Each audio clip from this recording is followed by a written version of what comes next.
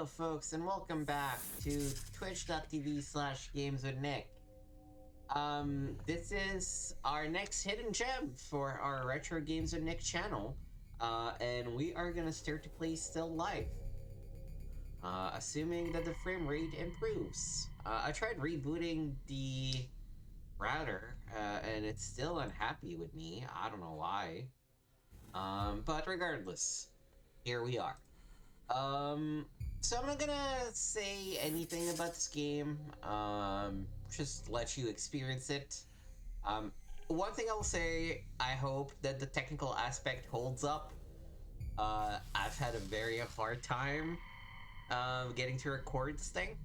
I ended up having to run the game through DXW and D to be windowed, but OBS doesn't see the window, so I'm really capturing the whole screen, and I've just hidden a lot of the stuff under those images, kind of thing. Okay, so let's go ahead and get started. New game. Oh, by the way, quick warning before we start. This is gonna have intense themes, violence against women, tit cops. Very much a mature game, but well written.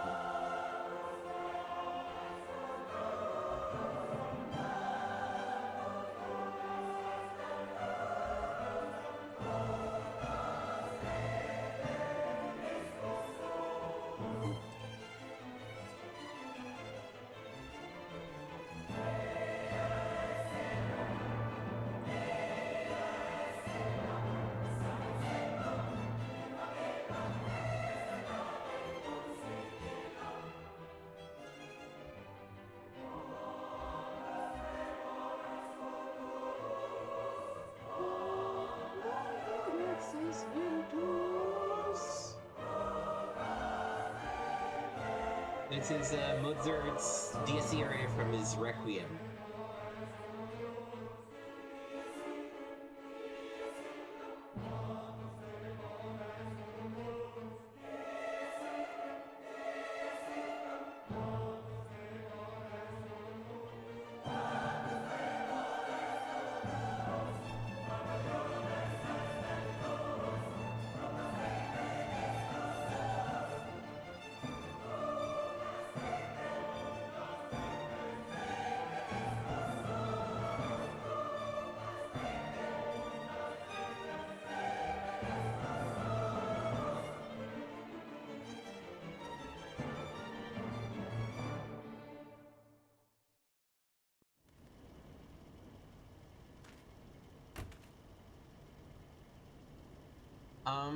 Alright, so a little bit about this game. This is a point-and-click adventure, as you can tell. I don't know why the mouse is that weird shape.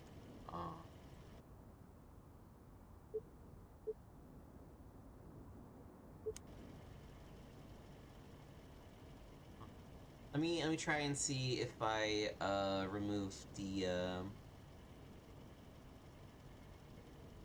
capture cursor from it. Let's see if that works better. Yes, okay, that works a lot better. So this is a point-and-click adventure game from sort of the golden age of microids, or microids, or however you want to say it. This was a, I believe, French publishing house, that in these, like, early aughts made a lot of fantastic point-and-click adventure games. All the Benoit Skull stuff, so Siberia, Siberia 2, The Sinking City, Still Alive, the Dracula 3, Path of the Dragon. They just had the Mysterious Islands games. They had a lot of fantastic games in that span that were very much all in the point-and-click genre. They still exist today, it seems like. They keep putting out games. But this one is one that's always stuck near and dear to my heart for whatever reason. It has an awesome story. It talks about dark topics, but it is responsible and adult in the way that it faces those topics, which I think is great. And yeah, let's just. I'm not gonna say anything else about the basic plot, so let's just get right into it.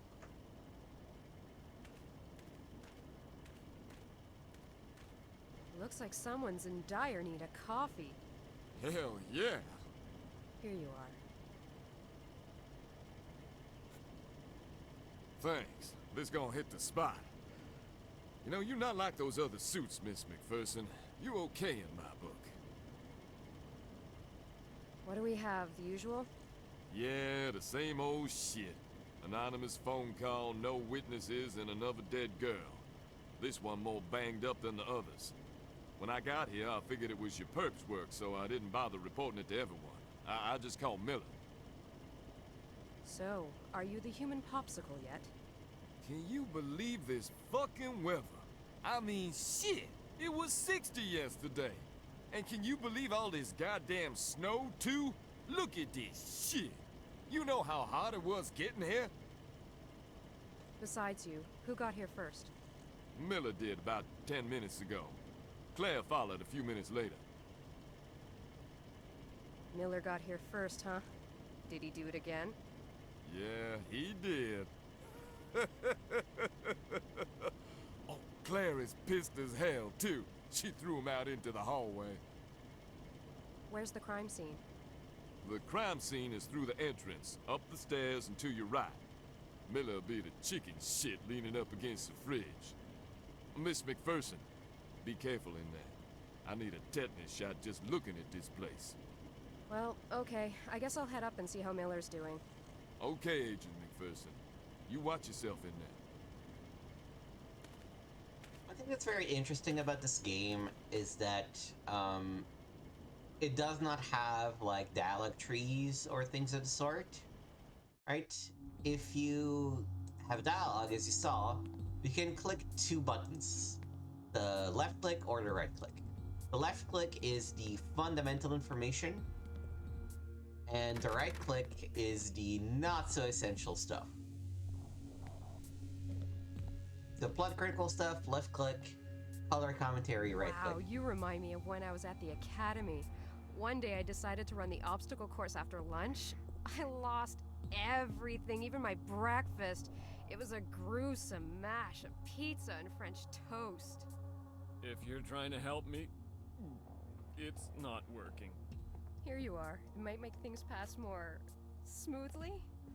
Ooh, then again, maybe not. Miller, you're going to have to stop trying. You and dead bodies don't mix. I suggest you wait for us next time. We can't risk any more donut-contaminated crime scenes. Yes, I will, Agent McPherson. So what can you tell me? It's our guy's work, all right. The victim's in an old bathtub. She's stuck in ice. I couldn't see much. Thank God. Oh, by the way, stop with the Agent McPherson, please. Just plain Victoria's fine, all right? Will do, Victoria. Just out of morbid curiosity, where did the Martians land this time? I hurled in the toilet. Can we change this subject? Jeez, that would bring you to 2-0. Claire must be very happy right now. Actually, no, she isn't. I think she wants to kill me. She threatened to tie me to your 4x4 and drag me through the streets. So where's Claire? Old Indian saying, follow stench. Find little pale-faced fat woman. Ooh. Christ, Miller, I'm really not in the mood. Sorry. She's in the bathroom. Follow the hallway to the end, and it's the door to your left. She's working near the body. I think she needs you to take a look at the rest of the apartment. Here, take the camera. Claire doesn't want me around, so you're gonna have to take pictures, too.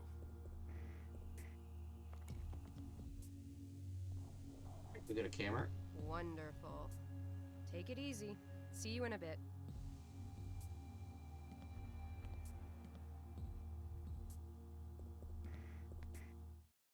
Lucy, you have some splaining to do.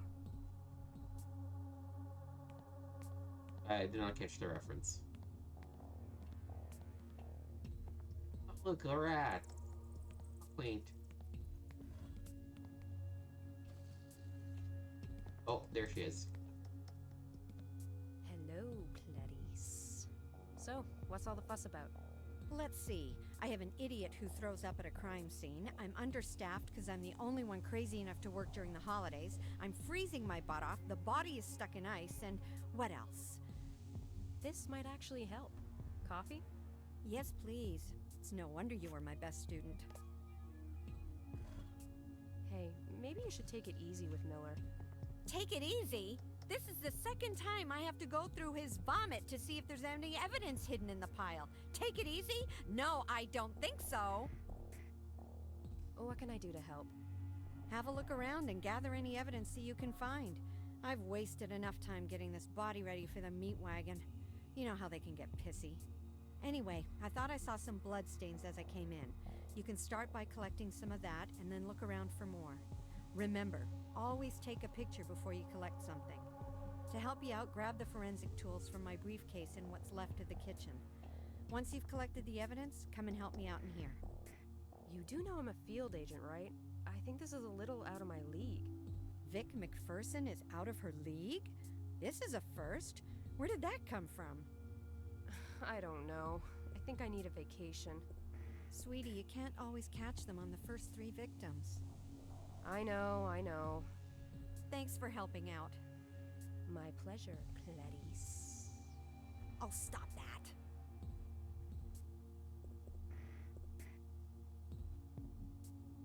Alright. Let's see what we have. So we have our camera here. Chapter 1, the anatomy lesson. Prologue. Another day at the office. News about the appeal, Claire being a sweetheart, Browning being a prick, and of course stacks and stacks of files. Were computers supposed to create a paperless office? Notes, photos, reports, and more notes. Looking at their handwriting makes me think some of these guys should have become doctors instead. Can't say I'm thrilled with their methods either, but then what do I know? I'm the one who violated proper procedure in New Orleans. Speaking of New Orleans, I wonder how Claire feels about working a case with me again. She just came by again with a few more details about the Kenworth drowning. Not much, really, barely worth a personal visit, but that's Claire for you. She's a mother, she can't help it. And she knows that working on this profile is the only interesting thing I do all day. I think I'm ready to call Kenworth the 4th one, even though this one's more violent than the last 3. I'm hoping our killer isn't escalating. The 5th victim. Looks like my fears were right, he's escalating. I was supposed to be seeing Richard tonight after he was done at the gallery, but I just knew when the phone rang that that wasn't going to happen. He'll probably give me a hard time about it too, but it's his own fault for being so secretive about this brand new exhibit of his. I'm going to have to make time to go see it when it opens, which ought to be fun while I'm investigating a fresh body. It's being stuck behind the desk though. Introducing Officer Tate. Officer Tate was waiting for me. All rough around the edges as usual, he's kind of sweet, tough, in his shucks ma'am kind of way. He already calls me Special Agent, always Miss McPherson, not even Miss. Yes. There's not a lot of people who can get away with that. He's a good cop. I'm glad things worked out for him. Introducing Miller. Miller was already there when I arrived too. Talk about the other side of the spectrum from Tate. Miller lost his lunch again. I can understand the first time, nobody's ever really ready for the first, but 2 in a row is not good. He has potential, he's smart and competent, but he's off to a rocky start. Tate laughed his ass off, of course, and Claire was pissed. I guess we were all kind of edgy in our own way. Victim number 5. Good old Claire. She had me work the scene, get the rust off. Finally paroled from Warden Browning's jail. Almost shouted Merry Christmas, it felt so good to be back. But every time I felt that way, I remembered the dead naked sliced up girl in the icy bathtub, and it kinda brought me back to reality. Another mother is going to be planning a family get-together around the casket this Christmas. Ooh. First victim. Oh, we're in Chicago. Cool.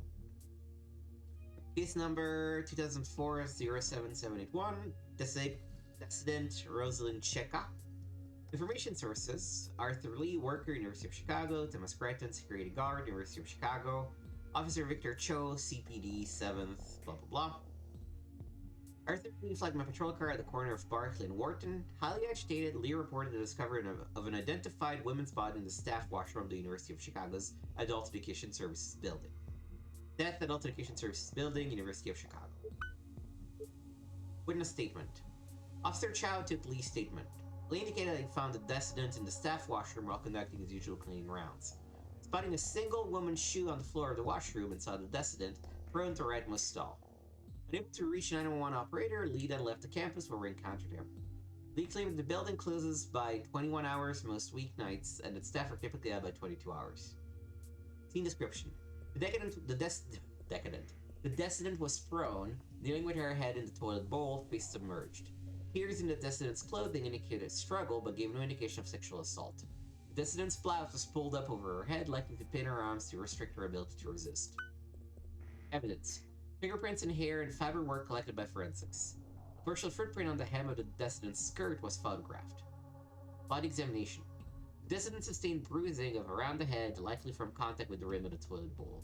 The bruises around the throat indicate that the decedent was forcibly drowned. Tears in the decedent's skirt indicate that the decedent attempted to resist her attacker. Identification. The decedent was positively identified by campus security guard Thomas Crichton. Next of kin notification. The decedent was married with no children. Legal next of kin is husband John Maxon, who was notified by telephone. Destination none requested. Top notification none.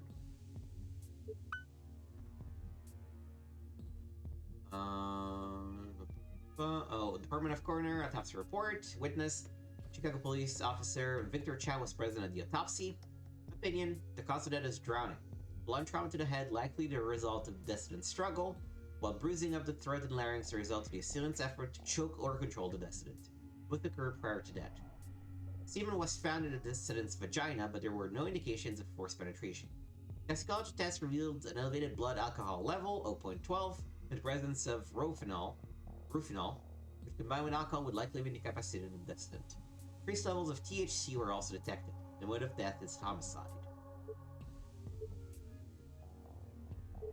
Second victim, Elizabeth Walmsley. Detective Menzies, CPD, 3rd, Edward Cizo, resident 112 Mosley, Patrick O'Connell, decedent's employers. Edward Cizo placed a call with 911 reporting a body submerged in the rooftop swimming pool of his apartment building at 112 Mosley. After the call arrived with Detective Menzies and proceeded to the rooftop, the decedent was found floating in the swimming pool. Retrieved the body, the decedent appears to have been drowned while taking a late-night swim. Location, death, rooftop pool, 112 Mosley, Chicago, Illinois. Witness statements. Cizo reported that he went for a customary morning swim and found the decedent, who he thought he had seen before, floating nude in the pool. Consulting the apartment directory, he identified Patrick O'Connell as the decedent's probable employer. O'Connell confirmed the decedent's identity and confirmed that she worked for him in the capacity of a live-in domestic. The decedent's clothing was found in the adjacent shower. The pool is heated and enclosed. Neighboring buildings do not overlook the pool. Evidence, fingerprints, hair, and fiber negative. Bruising of the throat suggests that the decedent was forcibly drowned. The decedent exhibited a number of scratches that I guess there's a P missing, presumed to be inflicted by the assailant's fingernails during the struggle. The decedent was possibly identified by the decedent's employer, Patrick O'Connell. She was unmarried with no children and had no known next of kin. Autopsy report for Walmsley Elizabeth. The CPD detective Frederick Barkley was present. Cause of death is drowning by total immersion, bruising of the throat, the result of the assailant's efforts to choke or control the decedent, scratches to the decedent's arms, torso, and face likely inflicted by the assailant during the murder. Both occurred prior to death. No evidence of sexual assault. Toxicology tests revealed both elevated blood alcohol and presence of rufinol, which combined with alcohol would likely have incapacitated the decedent. It is a homicide. Third victim, City of Chicago Police Department. Decedent Shannon Brame. Patrolman Ryan, CPD 3rd, Marlene Katz neighbor, Aaron Martinez lab partner. On Wednesday at 19:02 hours, Marlene Katz, the decedent's neighbor, placed a call to this office reporting the death of the decedent. Patrolman Ryan was dispatched to investigate. The decedent was found in her apartment, partially submerged in her bathtub. Was called in to examine the scene. Death at the residence in 1452 Webster Avenue, apartment 22. Patrolman Ryan stated that he had taken the witness, Marlene Katz's deposition, indicated that she had noticed water dripping from the decedent's apartment, located directly above her own. When the decedent did not answer, she entered the apartment using a spare key entrusted to her by the decedent. The decedent was found partially submerged in her bathtub. Katz claimed to have shut off the faucet, which was still running when she entered the bathroom. The decedent appeared to be dead, so Katz called 911.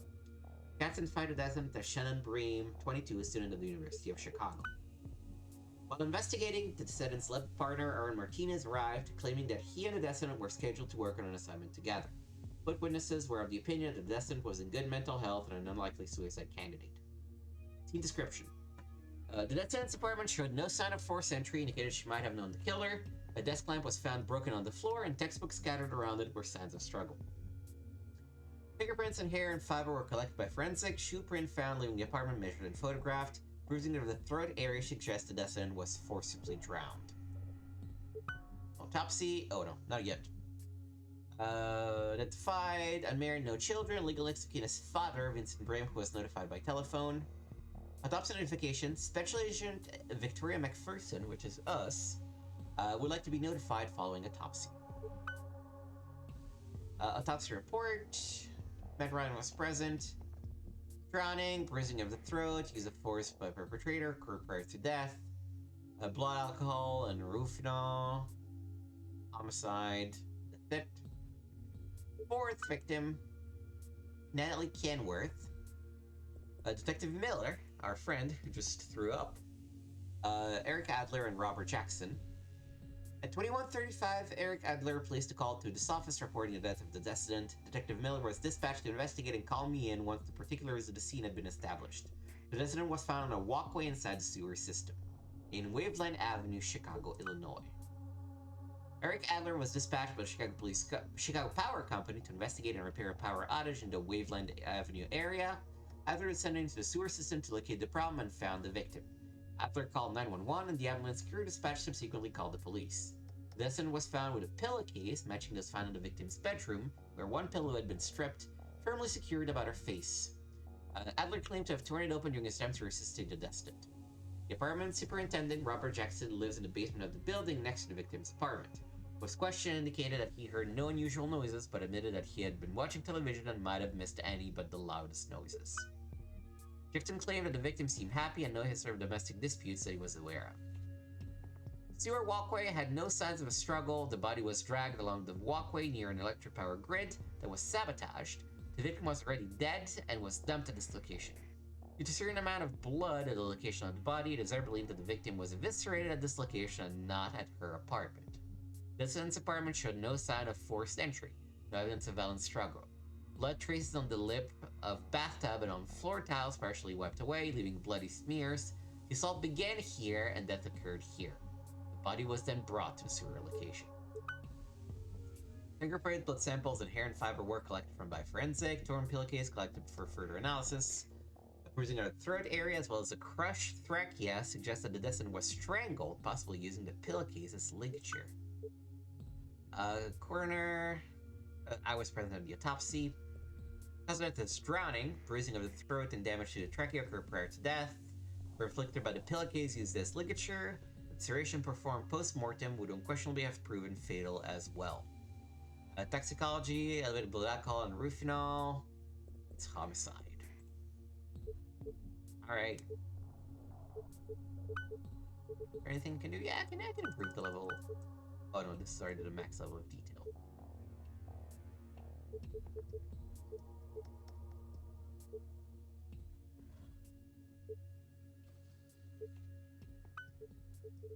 And let's put some anti-aliasing. And now save. Oh.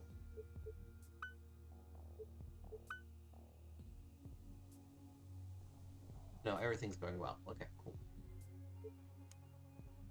Oh no. Everything is not going well. Remove anti-aliasing. Checking if we're still recording. Oh, brother. Let's do a load. Alright, thank God. Alright, let's grab our stuff from the kit.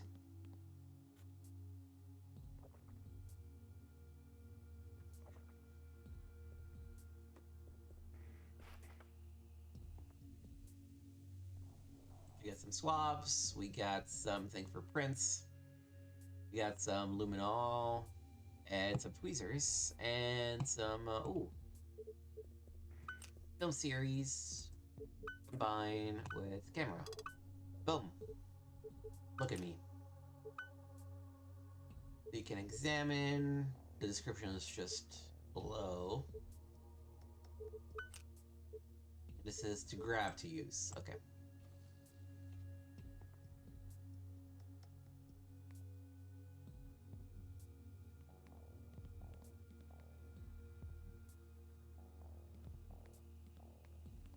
Creepy ass crime scene. Alright, we clearly have some blood.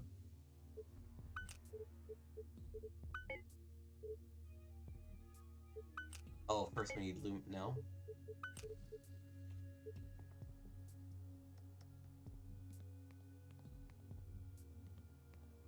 Not getting a sample by dipping my finger in it.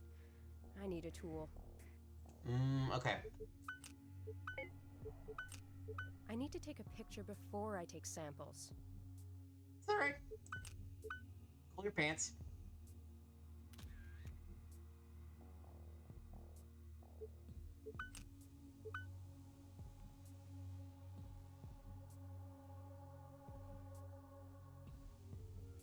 Alright. Not getting a sample by dipping my finger in it. Yeah, okay, I need get a it. tool. Another picture.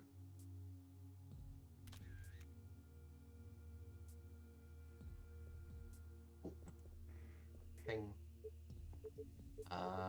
Samples.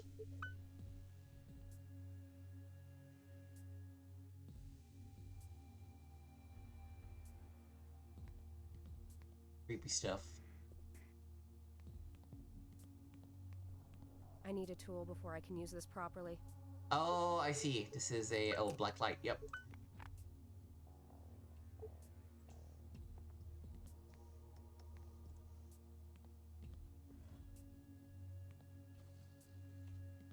I don't need to take another sample. Do you? No. Okay. That graffiti looks great with the black light on. Did I take a picture?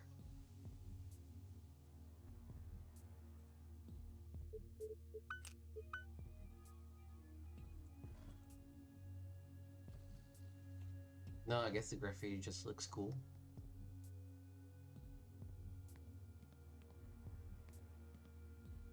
Looks like our perp cleaned up after himself.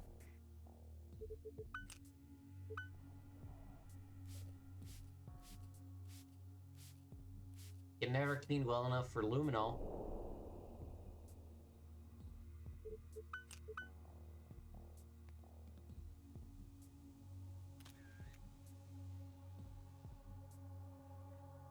I don't need to take another shot of this.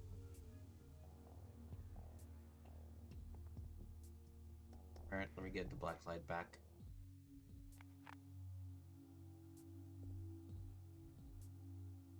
Keep going.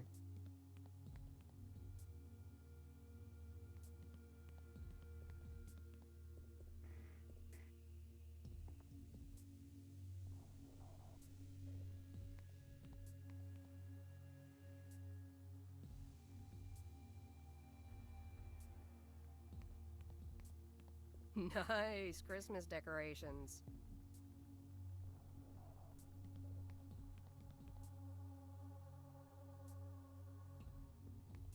What does this I'm do? sure that I saw more evidence that still needs to be collected.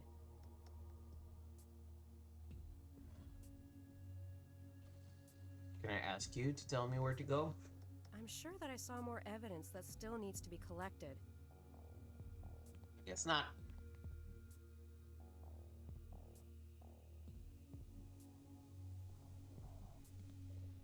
Looks like faint traces of a blood trail.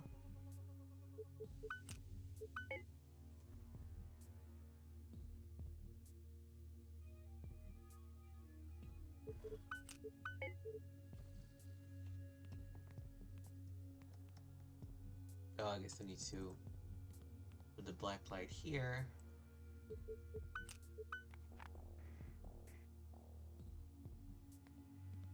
I don't need to take another sample.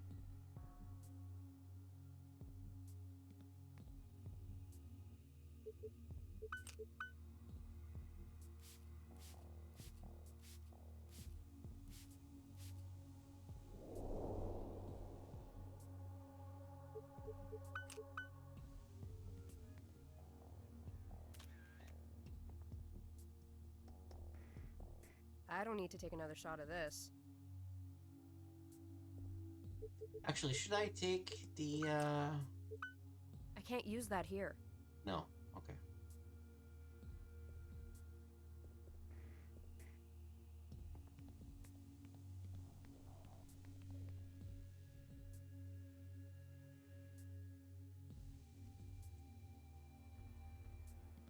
Looks like faint traces of a blood trail.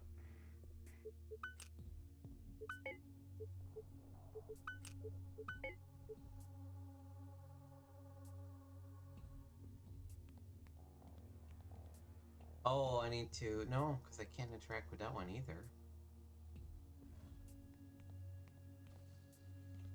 I'm sure that I saw more evidence that still needs to be collected.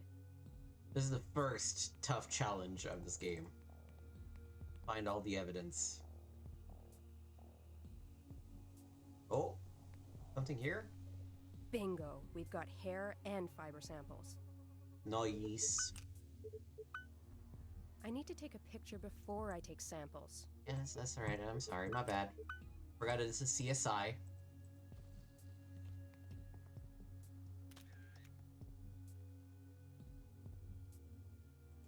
I can't use my hands to collect these. Okay.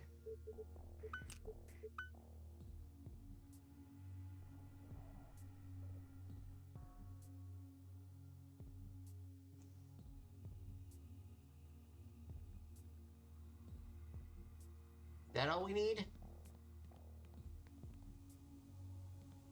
I need to put all the tools back. Yes.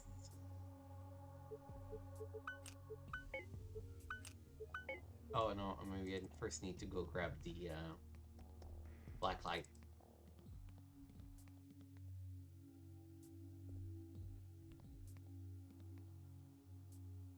Oh no.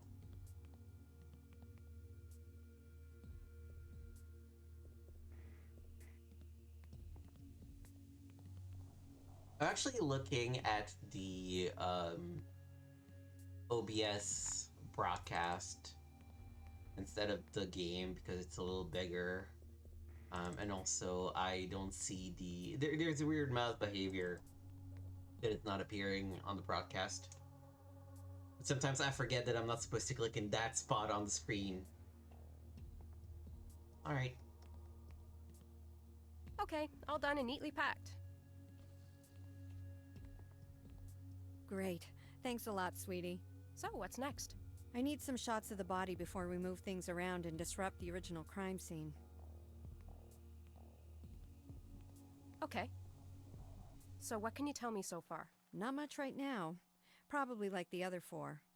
Cause of death is drowning, but I'll make it official after the autopsy. She was stabbed numerous times and she was eviscerated.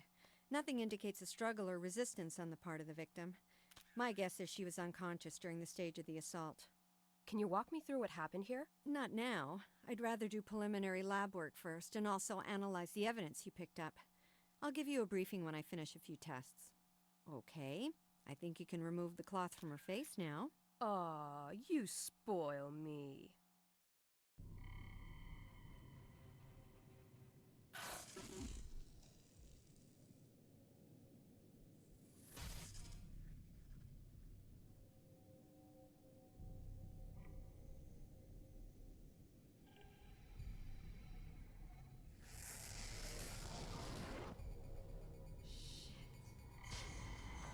Ugh.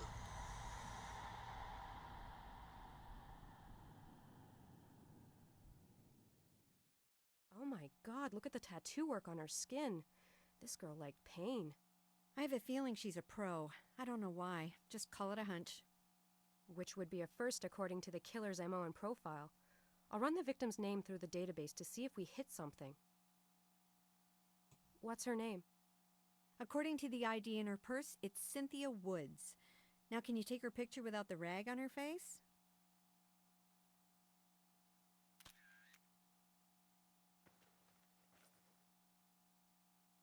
Do you still need me here? Not really. I just enjoy the company, but I can see you'd rather be somewhere else. Listen, I can handle things here on my own till the boys get here. Anyhow, you look tired as hell. Oh, thanks for letting me off the hook, but seriously, if you need me, I'll stay. It's fine, sweetie, really. You're not completely off the hook. I'll see you back at the morgue for my briefing. I wouldn't miss it for the world. See you soon. Ooh, journal update. Burp's getting worse, no question. He's covering their faces now, and kicking the shit out of her is also new. The blood on the walls. What's next?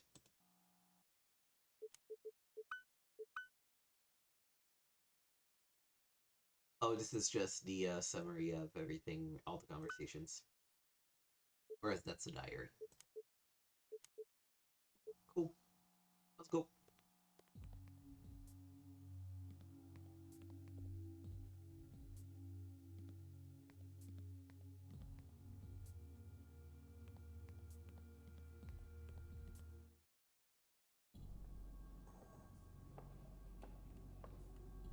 Let's go, Miller.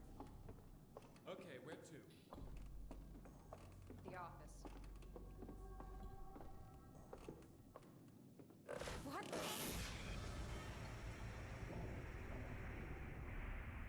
I got you! Do you like them? Oh, sorry. Hey, anybody hurt? We're okay!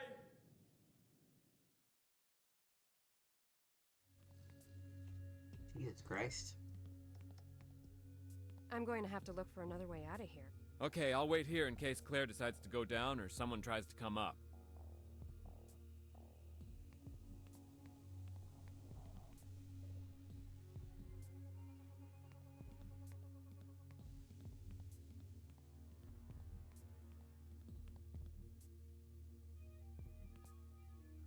I absolutely love what they've done here.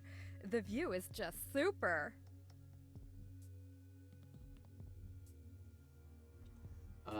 Okay, I need to grab... We need to go back and grab something. Remove those planks.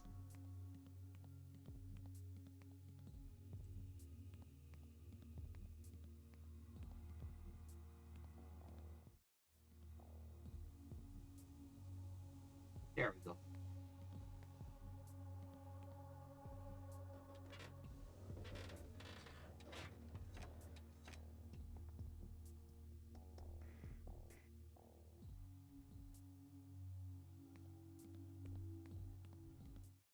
It seems to me like she's messing with a crime scene just a little bit, but, you know, you do you, girl.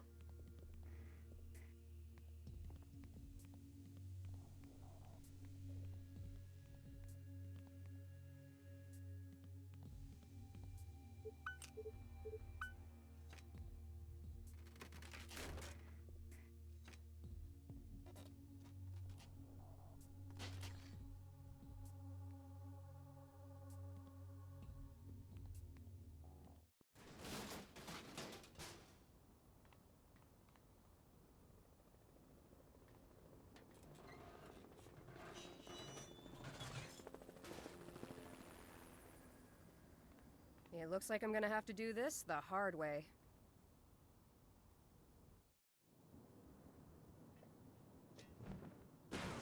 Heyo!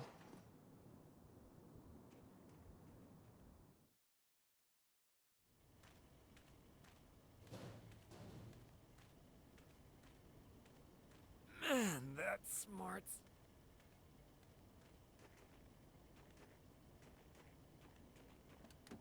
God, Miller, are you okay?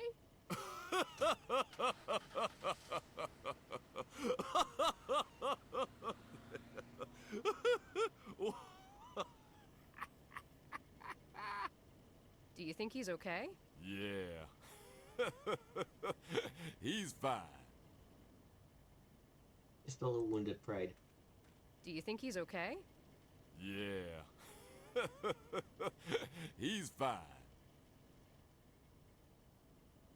Alright, let's go to the office.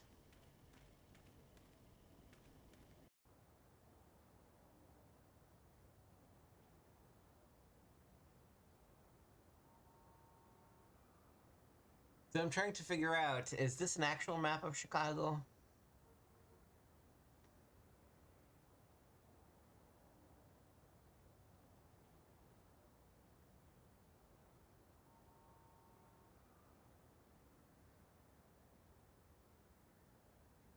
It's pretty close.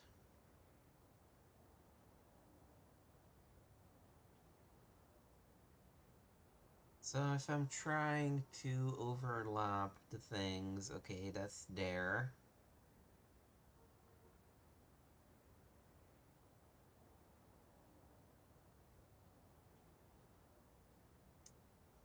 Maybe, but maybe not quite. There's just a few too many roads, it looks like, on that map for it to be an actual map of Chicago.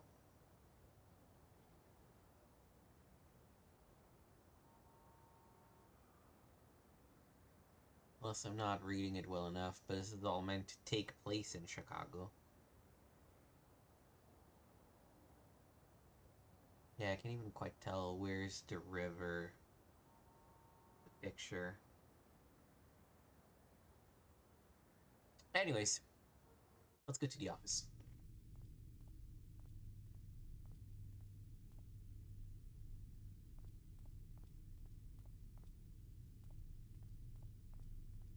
Thank God I'm not driving that piece of crap.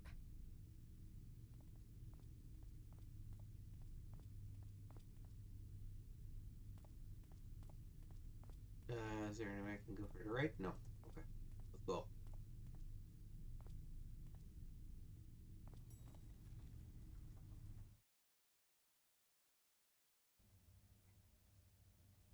In fact, we should make another save because adventure games, not keen on autosaves.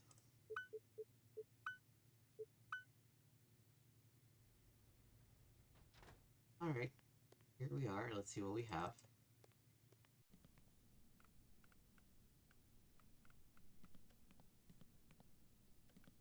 I have a message.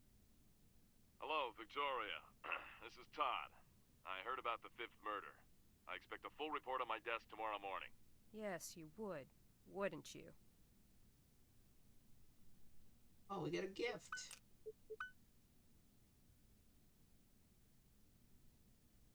How do I open it?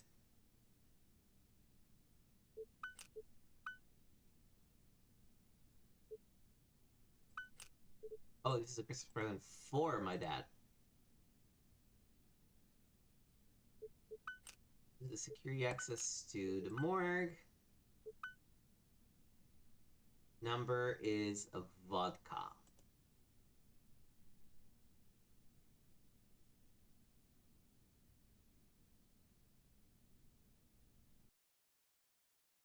Oh, jeez.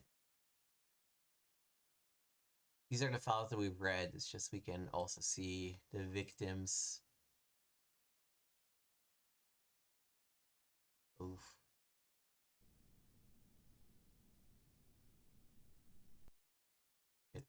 That's the only thing we can access here. Seems like it. Clicking on different spots just gets me back to the same screen. Alright, let's talk to him for a second. Why did you take so long getting here? You're the only one with a 4x4. Christ, I don't even want to go there. I mean, what is it with these idiots who buy 20 lottery tickets anyway? I mean, do they really have to waste everyone's time? God, they piss me off. I just wanted a pack of gum, too. Hey, last time I saw you, you were limping to your car. Are you okay? Yeah, I'm fine. It's just my ego. It got hurt more than me, I think. Oh, I almost forgot. Is everything okay with your girlfriend? Oh yeah, forget about it. She knows now it's a big misunderstanding. But just don't answer my cell phone again, please. I promise. Sounds like someone has a Jill's girlfriend, but it's not very healthy. So what are you up to? I started the report. I figured you were too pooped to do it. You know, Miller, you do have your moments. Anything I can do to help with the report? Actually, yes. I need Claire's preliminary report to help me out. I'm not going down there. She might lock me up in one of the drawers and leave me there. Also, I need the pictures you took, so could you please drop the camera in the evidence chute in the hallway? Well, okay, see you later.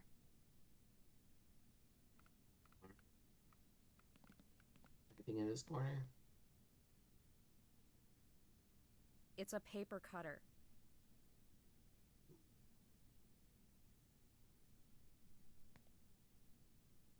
A plastifier.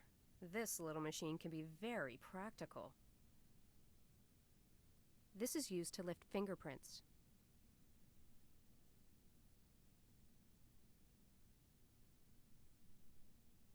Ooh.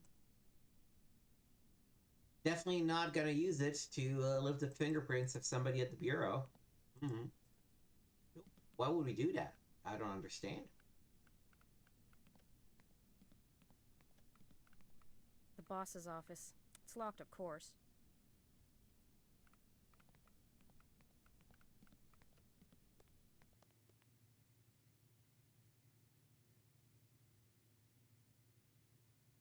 Okay, so where's the evidence chute? Is this it?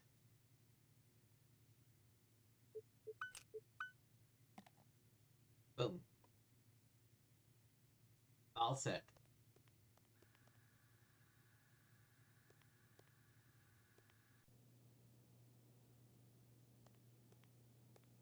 It's my boss's coffee mug.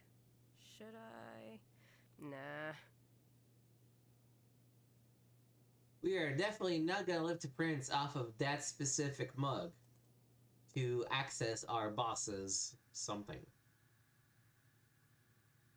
What's over here? I have no use for napkins. Oh, coffee. Coffee machine. Coffee dispenser.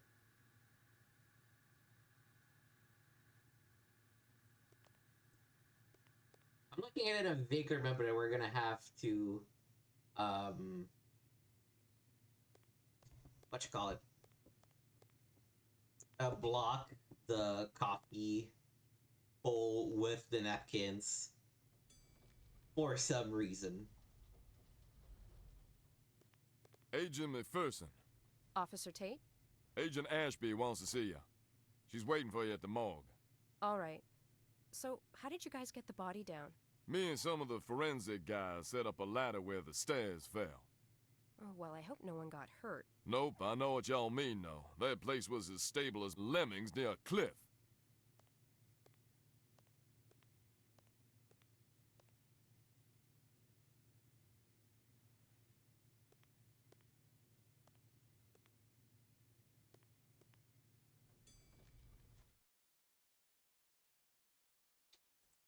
E1 has to be the morgue.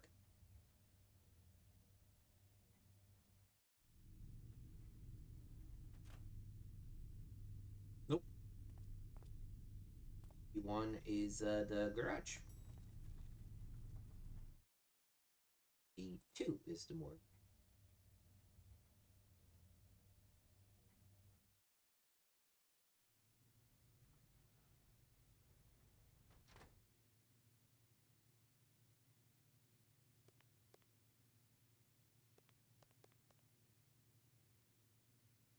What do we have here? To find out who the gunman was behind the grassy knoll, please call 555-1963.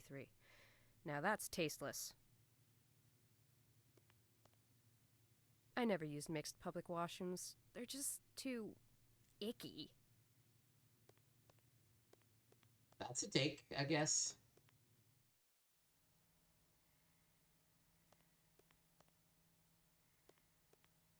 A reanimator deck. They're wicked. What? Oh, deck in, like, tape deck, I guess. My God, it stinks in there. Miss December, wow. Even God would say, I didn't make those.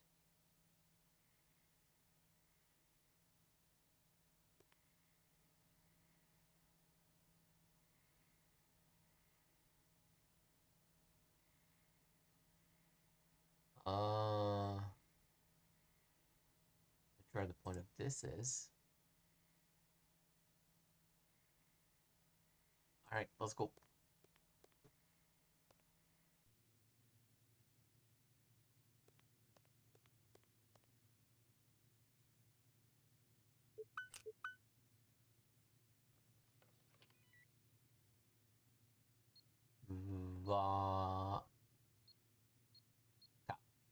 Okay. Alright, and we're through.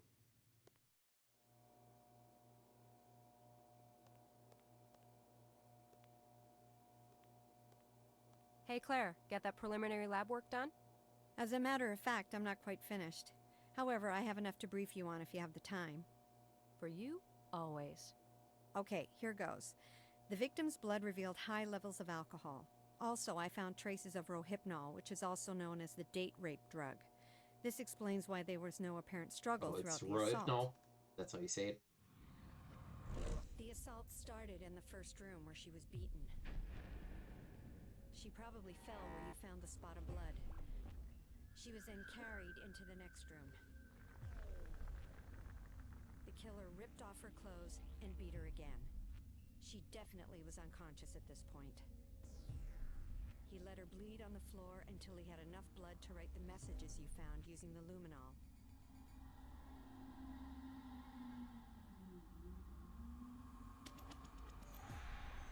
The killer then cleaned off the messages. Obviously, he knew we would find them. He then dragged the victim by her hair along the hallway and stopped to hang up his coat. He finally brought her into the bathroom. The cause of death was drowning. He forced her head under the water until death ensued. Like the other victims, she was killed before the mutilations. She was stabbed 9 times and then eviscerated from the lower sternum to the lower abdomen.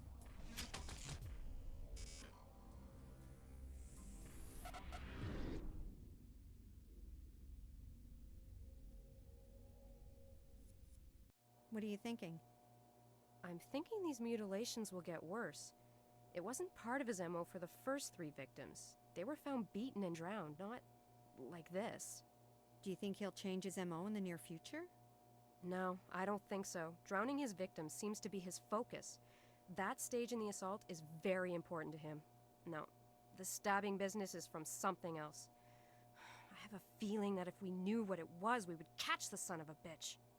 Also, he covered the face of the 4th victim and now this one. This strongly suggests that he knew the last 2 victims. I'll ask Miller to correlate the last 2 victims' info.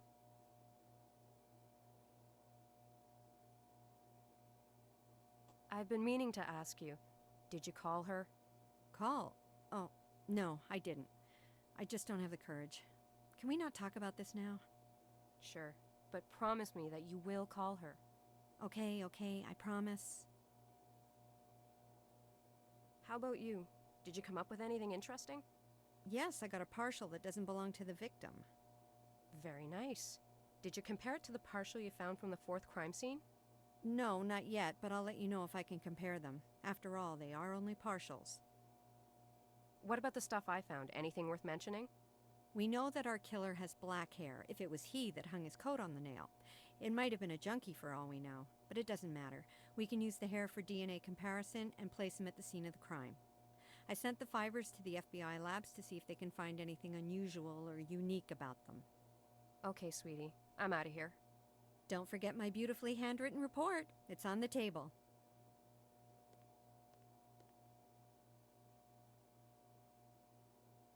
Transcript the report.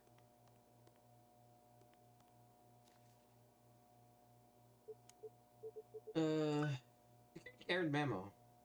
Please find a clue the replacement security card X and PIN. Due to recent change in security procedures, the existing card is no longer valid.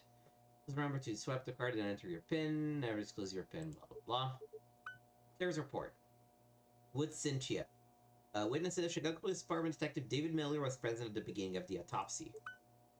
Cause of death is drowning. The blunt trauma caused by repeated blows with fists and booted feet was administered before death, as indicated by the nature of the bruising and lividity of the tissues. A large curved single-edged blade was used in the evisceration of the torso and stab wounds inflicted on the breast and torso of the victim post-mortem. The evisceration would have proven fatal if the victim had still been alive. Toxicology tests revealed elevated blood alcohol level in excess of 0.2. This has also been going up as the victims keep piling. In the presence of rohypnol, which combined with alcohol would leave an incapacitated dissident. The mode of death is homicide. That's it.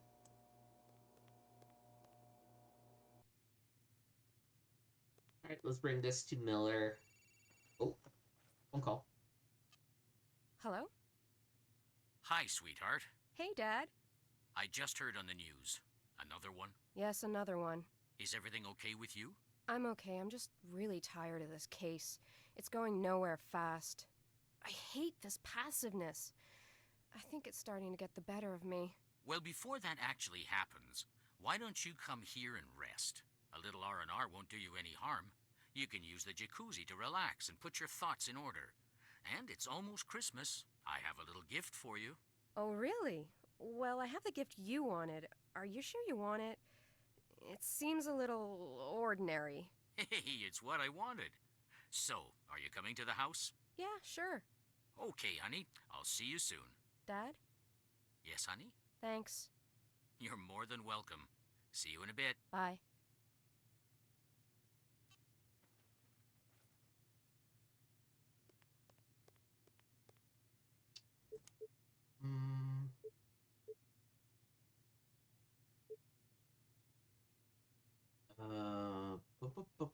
Bum.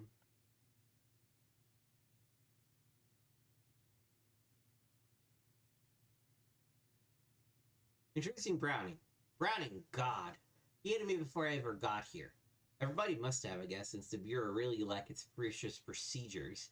Maybe they figured that some of Browning's obsessions with rules and discipline would rub off on me. Yeah, right. If I listened to people like Browning in New Orleans, Devine Carroll would be dead. He's doing a weird job with this case. He yells a lot but doesn't actually seem to be doing anything. Maybe he thinks he's managing me. Fine. He can follow the reports with the city and I'll do the real work. FBI and CPD. I've really got to stop letting the numbers get to me.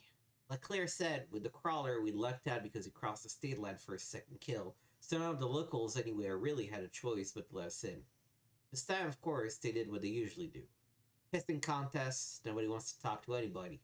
Hey, procedure is procedure, so what if people die? At least I'm on it now. Maybe I can stop him before number 6.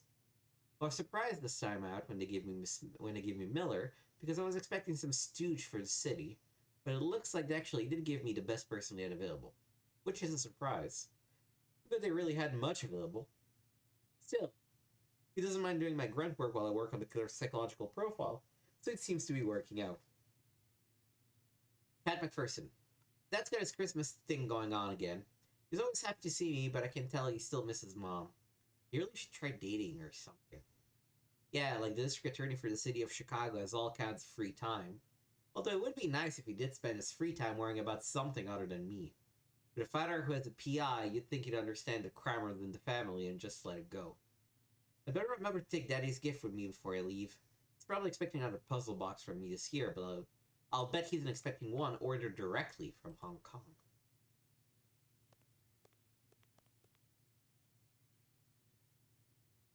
You'd say it runs in the family, you know?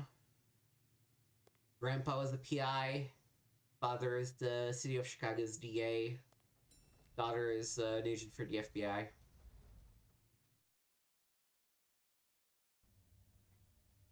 Ugh.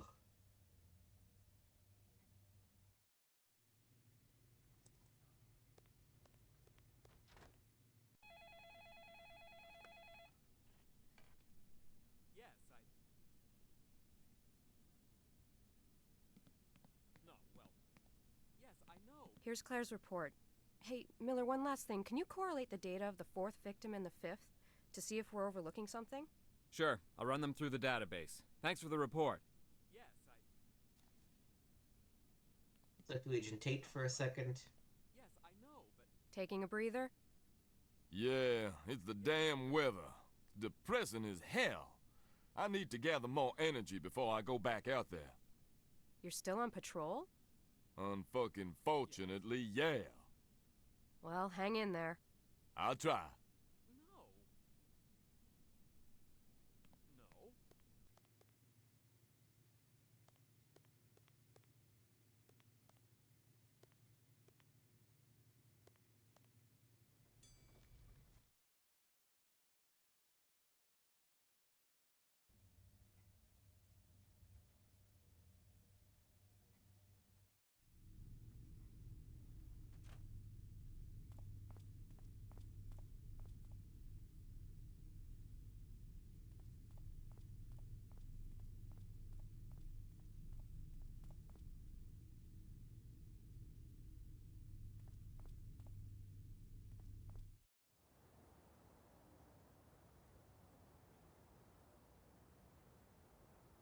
Suburbs. I'm surprised. I would expect him to actually be living in like Evanston or one of the fancier northern suburbs.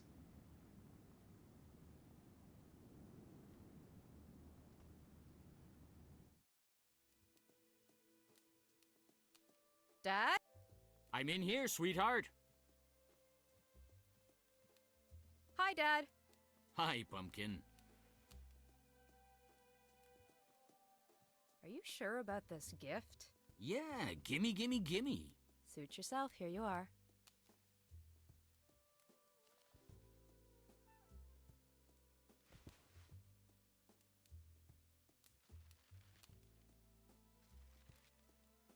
Thanks, sweetheart. You know me, I love these things. Now yours.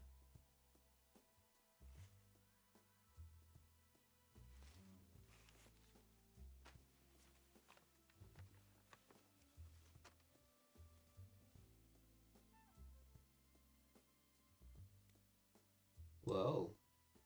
Where did you get this? I thought we lost it. I found it when I was cleaning out the attic. Actually, it was inside your grandfather's chest. You should maybe take a look inside there. It'll take you back. I will. Thanks for the gift, Dad. I had a feeling you'd like it.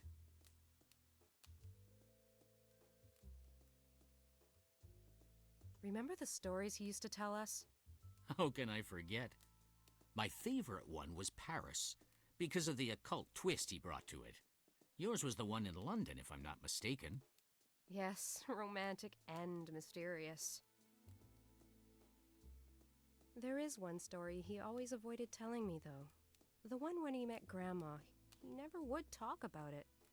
Was it not a fond memory? I'm sure it is, Pumpkin, but he could never talk about it. I think your grandfather lost someone close to him when he met your grandmother, and I guess it was too painful for him to recall. Where'd he meet Grandma? He met her in Prague, I believe. Speaking of your grandmother, this year, can you get around to making her special holiday cookies? Please? I knew that was coming. Oh, they don't take long to make. I know, I'll make some, don't worry. Great. The stuff is already on the counter. What a surprise. I'm gonna have a look in the attic. Might bring back some good memories. Okay, sweetheart. I'll be in here.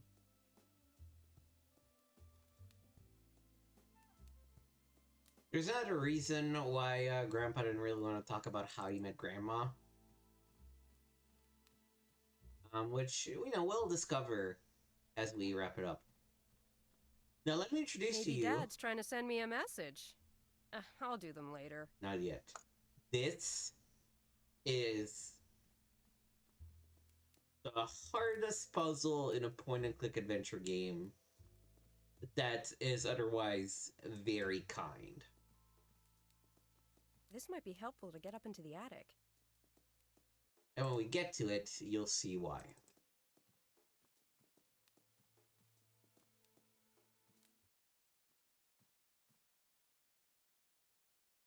Alright, attic.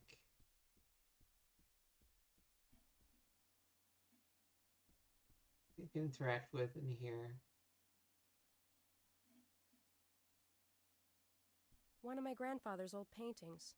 It's from when he was in Paris, I think.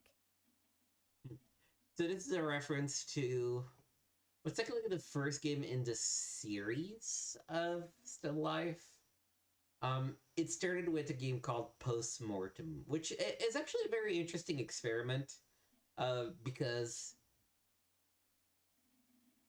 it's a little bit randomly generated, where you're looking for the statue of Baphomet, and the guilty party can be like one of 3 or 4 different people that is randomly picked at the beginning of the game, I think, off the top of my head.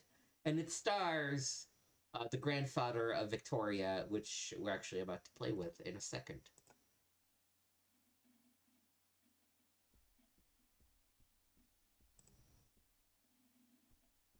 And then they also did a sequel, Still Life 2. It just wasn't as successful. I didn't like it as much. They were kind of trying to innovate things a little. I don't know why, but I never liked that painting.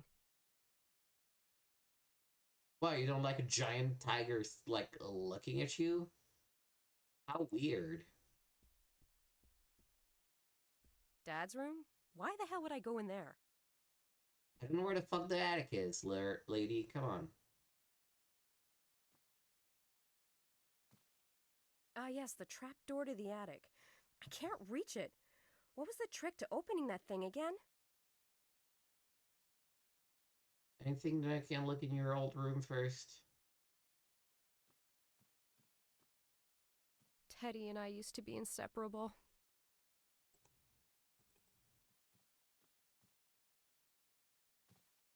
Ah, yes, the trap door to the attic. I can't reach it. What was the trick to opening that thing again? The umbrella.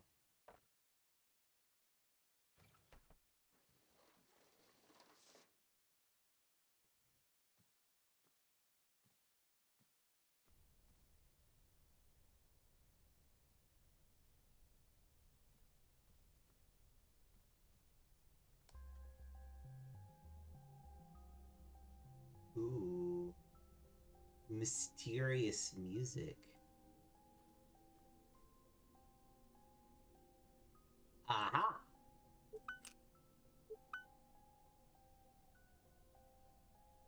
If you look at the necklace, there's 4 diamonds and a heart in the middle. Oh, jeez.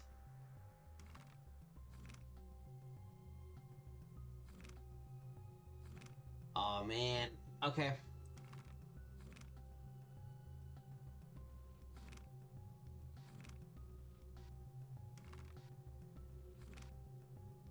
So, the positions 2 and 4, it's the one that's right next to them that's a border, and the fourth, no, the opposite, completely opposite one. And they also don't rotate in the same way. Oh, Jesus, this is messy as fuck.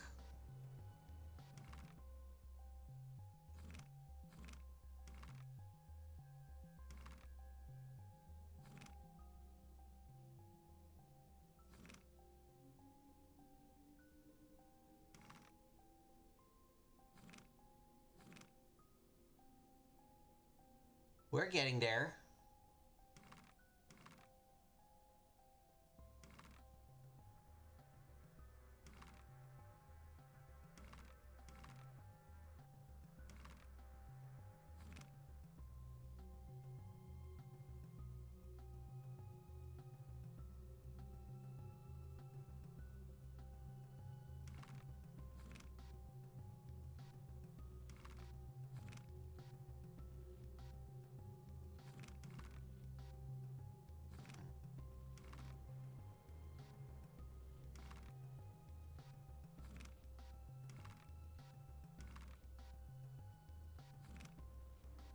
I feel like, let me reset it. Maybe if I reset it, it's better. So if I hit this, okay, everything changes except for that one.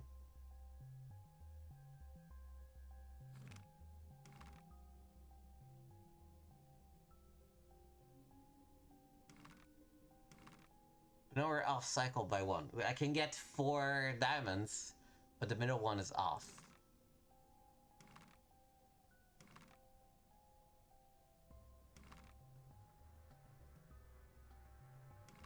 Ooh.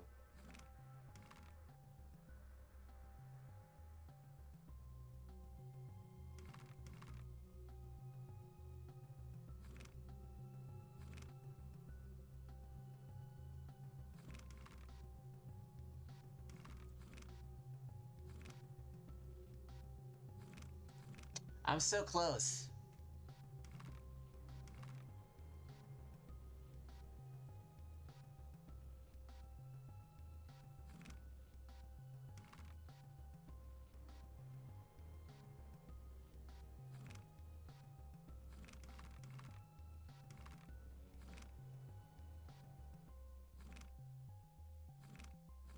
Oh, you motherfucker.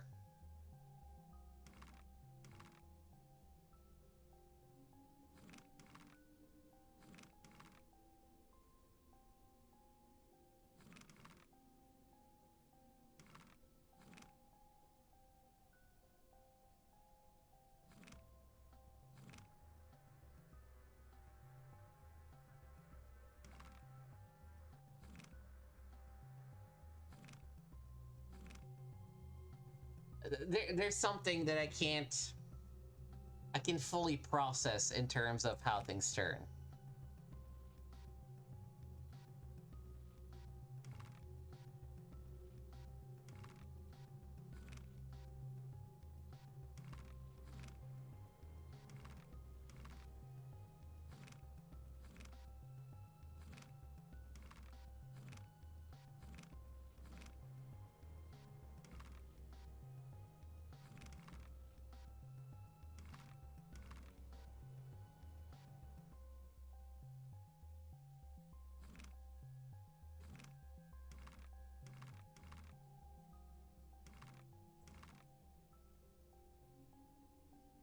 Let's fix the rightmost one.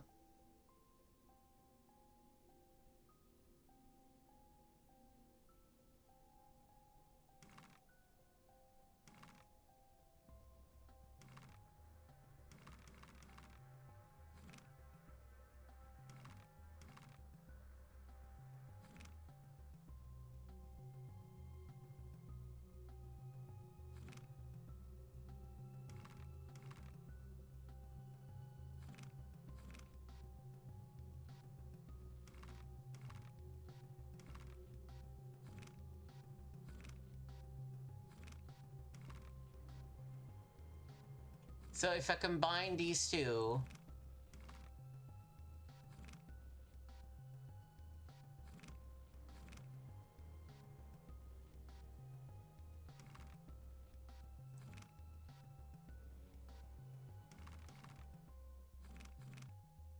oh, I'm so close.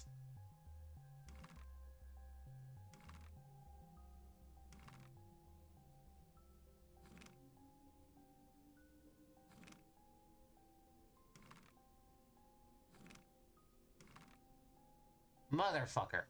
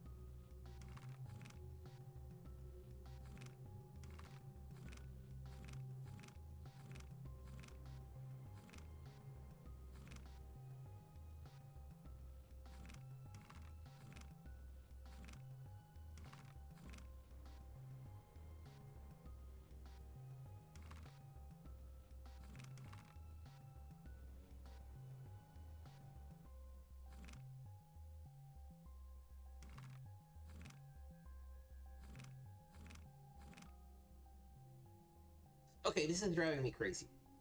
Let's try to analyze this. I need to rotate the middle one by 2.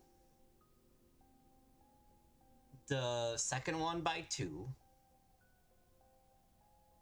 The fourth one by 1 to the right, and the last one by 1 to the left. So it's gonna be 2, 2, 2. It doesn't matter which direction. 1 to the right, 1 to the left.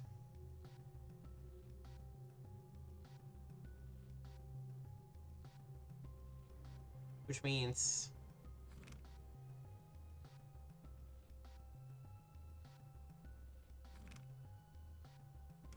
1, 2.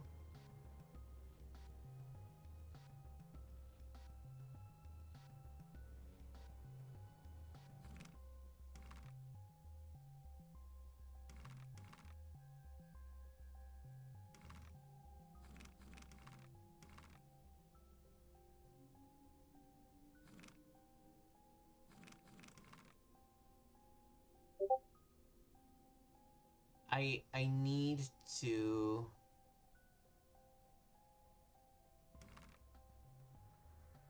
everyone that way, okay.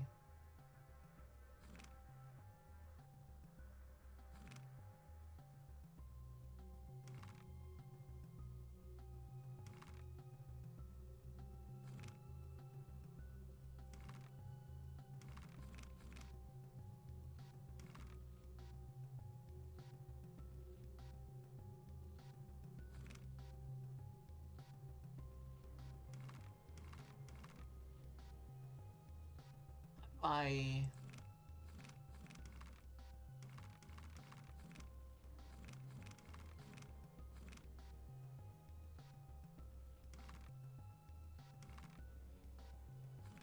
Yeah, it's okay, it's okay. It's those two.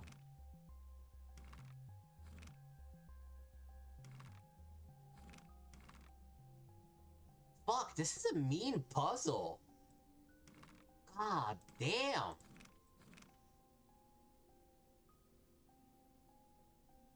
It's a mean puzzle because each thing you turn rotates 3 different cylinders.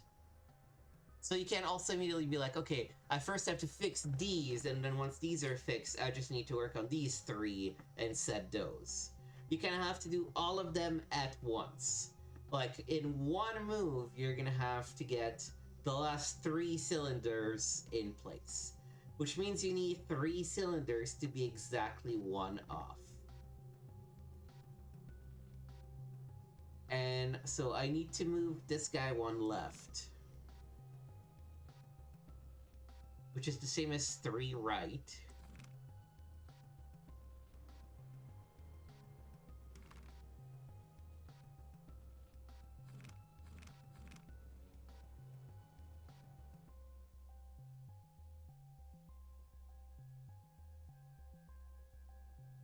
Now, this one is off. So let me fix it.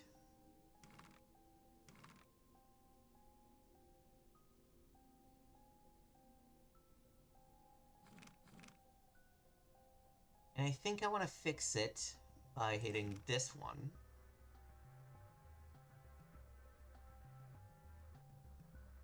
Now, 2 are off. I must have 3 of them be off at the same time. That's where I'm going wrong.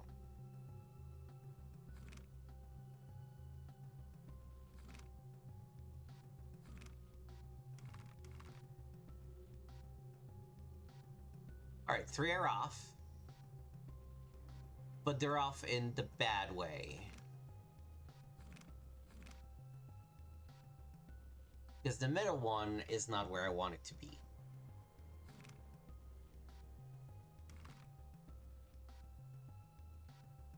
Now 3 are off.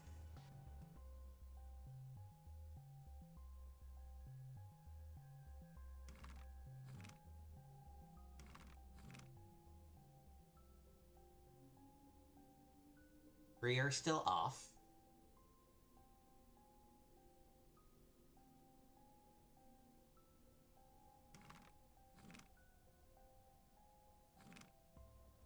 Motherfucker.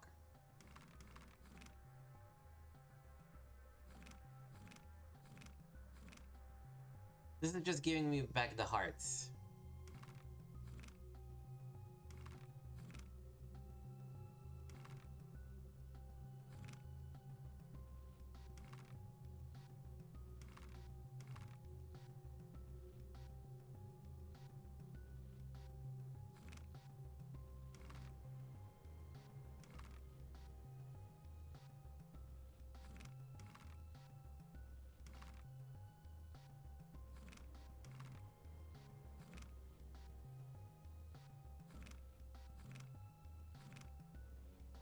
Oh, I'm so close.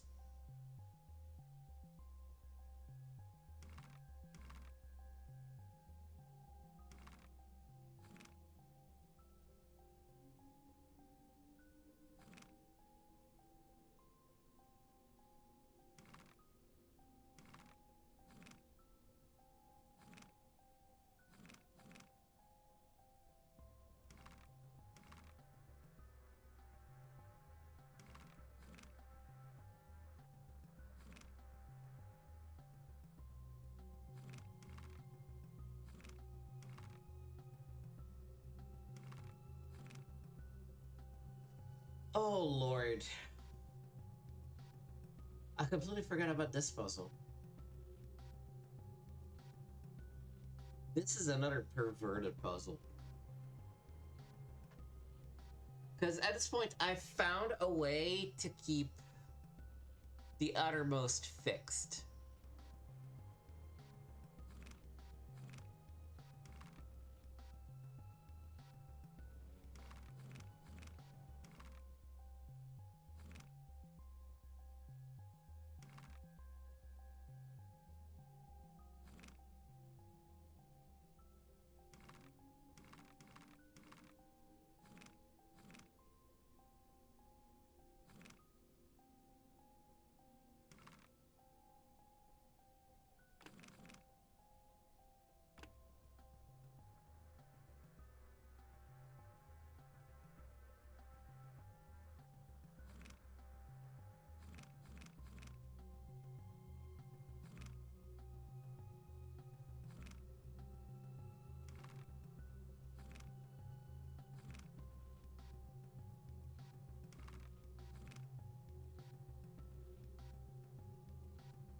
let's think about it this way.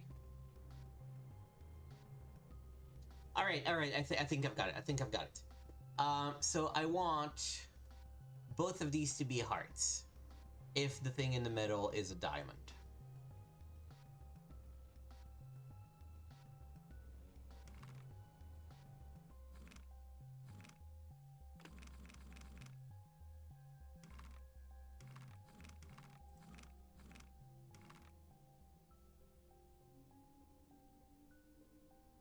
Now what I do...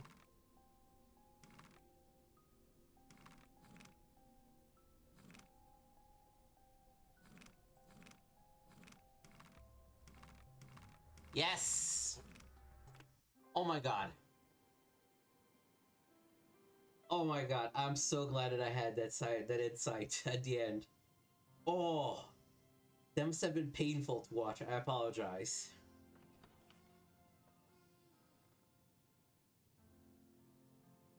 Prague, 1929. 2 years had passed since the strange case in Paris. I figured I'd best leave town and come here. Quieter, or so I thought. The case in Paris had stirred my passion for PI work again. I had to let go of my dream of being an artist. It wasn't bringing in as much dough as being a private dick. In all, there were 5 dead and 2 unaccounted for. So far, all the victims were prostitutes. I didn't know if I would take the case. To my surprise, this cop Skalnik had no beef about me snooping around his crime scene.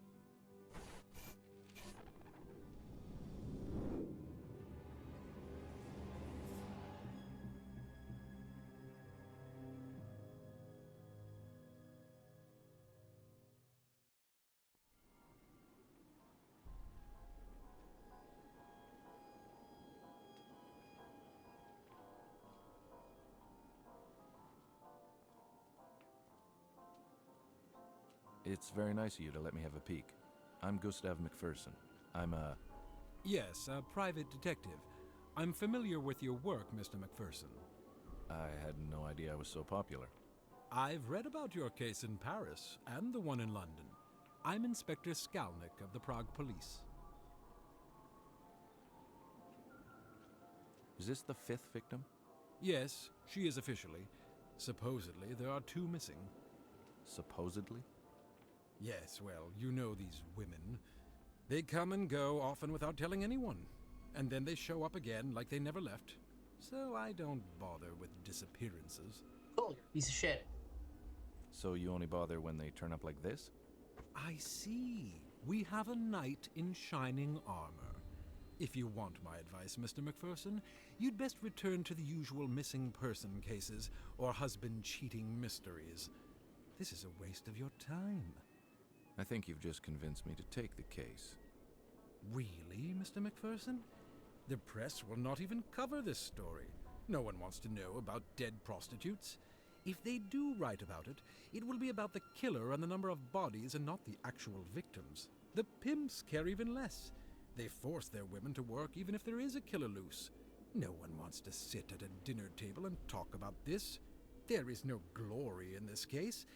Like I said, you should stick with what you know. Do you mind if I ask you a few more questions? Not at all.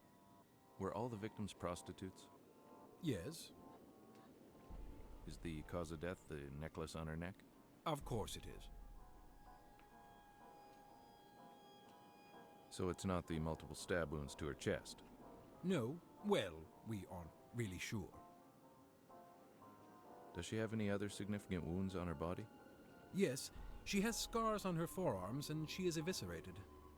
Eviscerated? That sounds familiar. I had never seen anything so horrible in my entire life. I'd only heard of horrors like this from the Ripper case in London. Oh my god. Were all the victims like this? Yes, they were all found like this. Are all the organs accounted for? I'm no doctor, Mr. McPherson. I have no idea. In the other cases, were there missing organs? Not that I'm aware of. Who's the coroner? Emil Corona. He works at the old chapel. He's very... well, I don't want to ruin the surprise. Now it's your turn to share. Maybe you can tell me what you think happened. I think you're right about the cause of death. That slash across the neck was definitely it. The stabbings to her chest were done before the final blow to the throat. The defensive stab wounds on her arms reinforce this theory. What's bothering me, though, is the lack of blood at the crime scene. This probably indicates that she was murdered somewhere else, not here.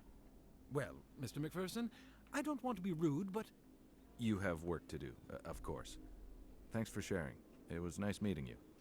It was nice meeting you, too. I had a feeling that the cooperation between Skalnik and me had just ended. He was testing me for some reason. I was left to fend for myself.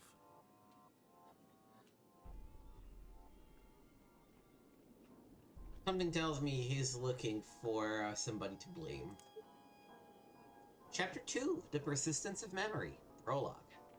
Prague's like any other city, I guess. Some of it can be really beautiful, other parts can be downright ugly.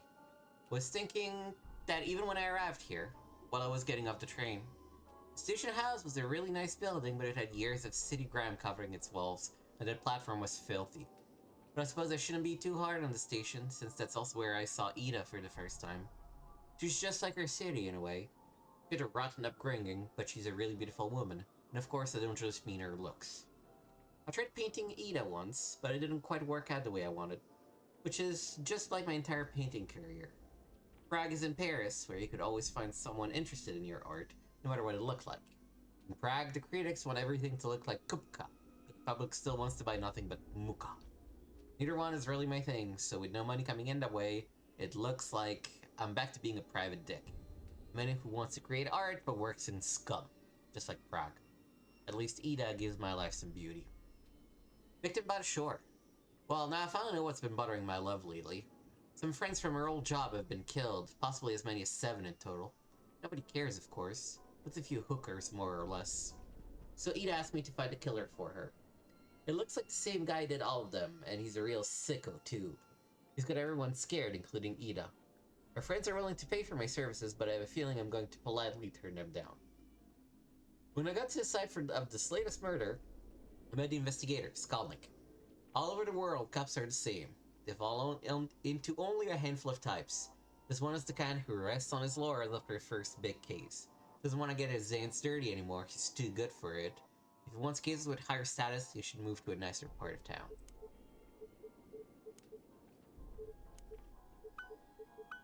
Okay, let's make a save at the beginning of chapter 2.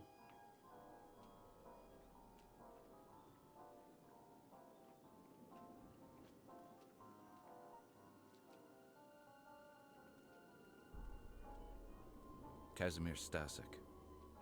He's been a good source of info on a couple of minor cases I had here in the city. Hello, my friend. Ah, Mr. McPherson. And how are you this dark evening? I can't complain. And how's my favorite boy in blue? Besides my eye and this horrible murder, everything's fine. I imagine you don't have anything more to give me? This time I'm afraid I have nothing for you, my friend. Everyone is more or less at a loss. You don't mind if I ask you a couple of questions anyway? Of course not. How'd you get the shiner? Shiner? Your black eye. How'd you get it? Oh, I arrested a man last night, and for some reason my eye hit this man's very large fist. Did you get sucker punched? Well, a little. My partner didn't have time to warn me. Everything happened so fast. I was helping the woman, and I turned around to see if my partner was okay, and wham! Next thing I knew, I was flat-faced on the sidewalk. And what did the man do to deserve your undivided attention? He was harassing a young woman. So I asked him to stop, and then things got out of hand. The police are trying to find this animal. We're a little nervous when a man harasses a young woman these days. That's understandable. How long has this been going on? It started about 3 weeks ago. You didn't hear about it until now? No, I wasn't in town. I just got back. I was working a case outside the city. Someone called me to see if I could come back and help. Ah, the very beautiful Miss Ida Skalikova, I presume? Good guess. She's worried for her friends. I told her I'd see what I could do. Can you tell me about your new boss? Inspector Yuri Skalnik. He was given the case and got temporarily assigned to this district. He has a good reputation, but he doesn't share much information with us. He keeps to himself a lot. What? He doesn't trust you? Honestly, I don't know. Maybe he thinks we're incompetent or something. Maybe, but he'd be stupid to think so. Why, thank you, my friend. Were all the victims' bodies dumped? Yeah, I believe so. But then again, I don't have much information, as I said earlier. Was there ever an eyewitness? Nope, never. That's what bothered me the most. How was the killer getting around the city without being seen? Well, I should leave you to your work, and I have to see my client. Thanks for your input. You're welcome. Be careful. Will do.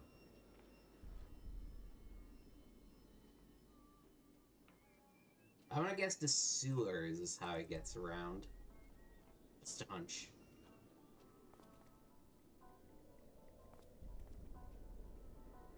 So I played through the game before. I know who the serial killer in My the... Ida. The best gams in all of Eastern Europe. She's my angel and the love of my life. I met her on a small case I was working. She used to dance in the neighborhood cabaret. She was involved with the married man I was following. It was love at first sight. Hey, look at you all dolled up. Hi, sweetheart. I don't like it when you call me that. I didn't call you a doll. I said that you... Never mind, I'm sorry. Good. Now have you talked to that useless inspector? Yes, I have, and I didn't get much from the meeting.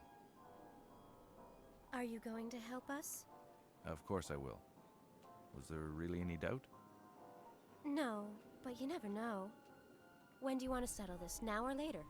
No, I don't want money, Ida. Nonsense, you will accept our money. How much do you charge? Okay, listen. We'll settle this after the case, all right? Do you promise? Because we'll feel insulted if you don't accept our money. What was I supposed to do? Take money off these women? That's the last thing I wanted to do. Yes, I promise. I will charge you at the end of the case. Yeah, right.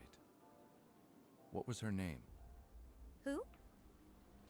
The victim's name? Oh, her name was Frantiska. Were you close to her?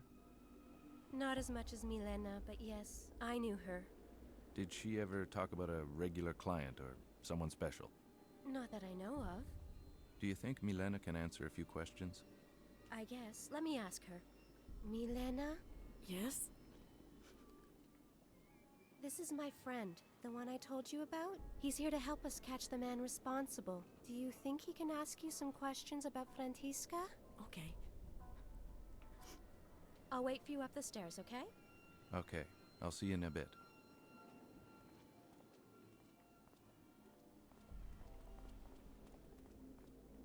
As I was saying, I remember who the killer is in the modern day. I don't really remember how the 1929 serial killers get Hello, solved. Milena. My name's Gus McPherson. I'm here to help stop this from ever happening again. I thank you, sir. Not a lot of people would help women like us. Do you mind if I ask you a few questions about Frantiska? No, that's fine. How long have you known Frantiska? Oh, I've known her for a long time. We met in the orphanage when we were just little girls. Her parents had died in a terrible accident. We became very close. We both left the orphanage never to return. We never liked the sisters. Ever since we left, we tried to survive on the streets, even changing cities. But we kept coming back here. Did she ever talk about someone new or special? No. It was not her style. Frantiska would rarely take new clients. She had regulars and enough to allow her to survive. She would only take complete strangers if she absolutely needed to. Apollina is more like that. She always has a new rich client. Did she ever have a client that had been violent with her? No. She only had clients she trusted. How about you? Have you had any trouble with any of your clients? No, I'm like Frantiska. I have only regular clients. If I'm on the streets, it's because I'm keeping my friends company. Were you close to any of the other victims? Well, there is one that was a common friend to Francisca and me. Her name was Anezka. No one's found her. She just disappeared one day. We honestly don't know what happened to her. And I knew the others only on a professional level. Did Anezka ever complain about any clients before she disappeared? Or did she ever talk about leaving? Well, we all talk about leaving. Who wants to live their life like this? But she never complained about anything. Anezka was like Apollina. She took on many clients. She left town a lot, but always came back with a broken heart. I hope she did find someone and left this place.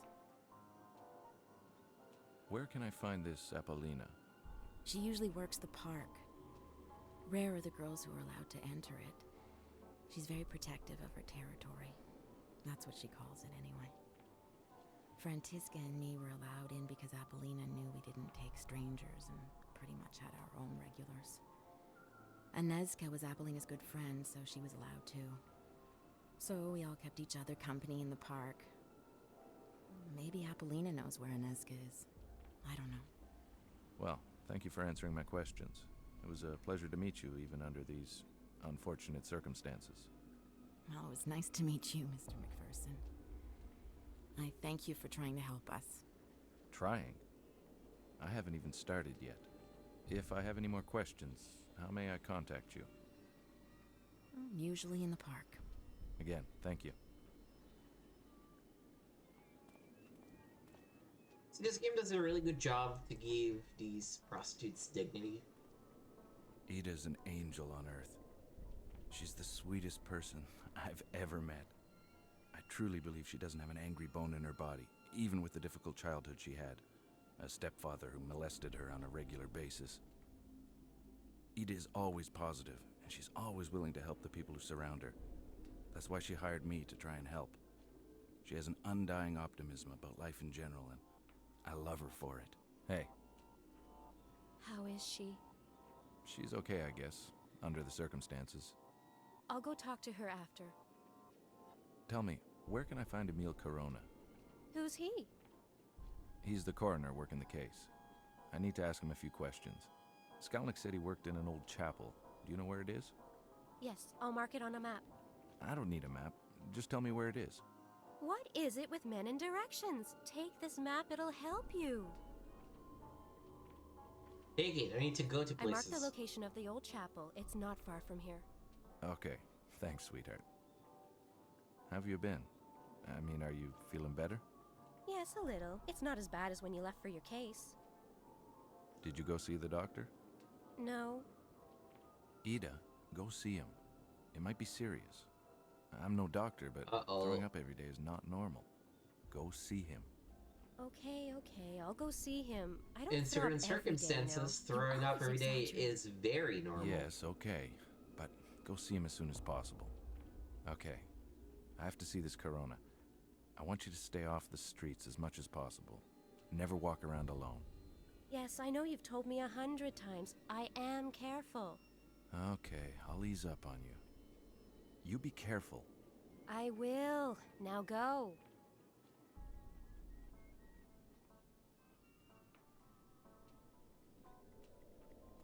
You know, if you dig a little deeper into it, there's a little bit of the, savior complex, slightly problematic issue. But again, What are you doing here? Why aren't you at your post? Well, you told me to. Never mind. Do you have any news, at least? Yeah, the American is talking to the girl's boss. So, he thinks he can move in on my women, huh? Well, my friend, if you ever see him, you may explain things to him. Explain what? Use that brute force of yours, you idiot! Okay, boss. I truly miss your brother. He was the smart one. Yeah, I miss him too. Why can't we get him out? Because I'd probably get arrested too, you moron! That's all Skalnik wants anyways. I have a feeling he will blame me for all these murders. Why am I telling you this? Go back to your post. You see the American? You can rough him up. Okay, boss. I'd better steer clear of the big guy. The scrawny-looking guy was probably Ottokar Kubina. Who can forget that name? Anyways, he was the pimp of the neighborhood. He worked out of this little lingerie shop, which acted as a front, of course. He owned a couple of joints in the district, including the cabaret where Ida used to work. I think he never forgave me for stealing Ida from that dive.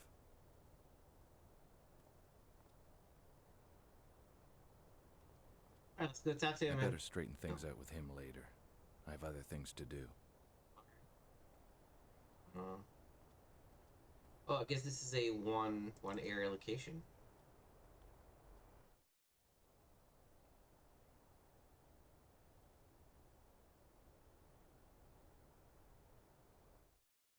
Didn't I click the old chapel? I could have sworn I'd clicked the old chapel. Oh well. Where's the door?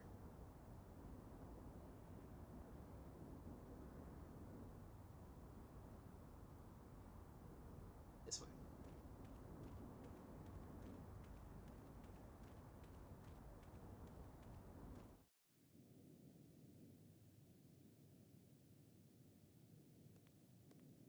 In nomine Patris et Filii et Spiritus Sancti.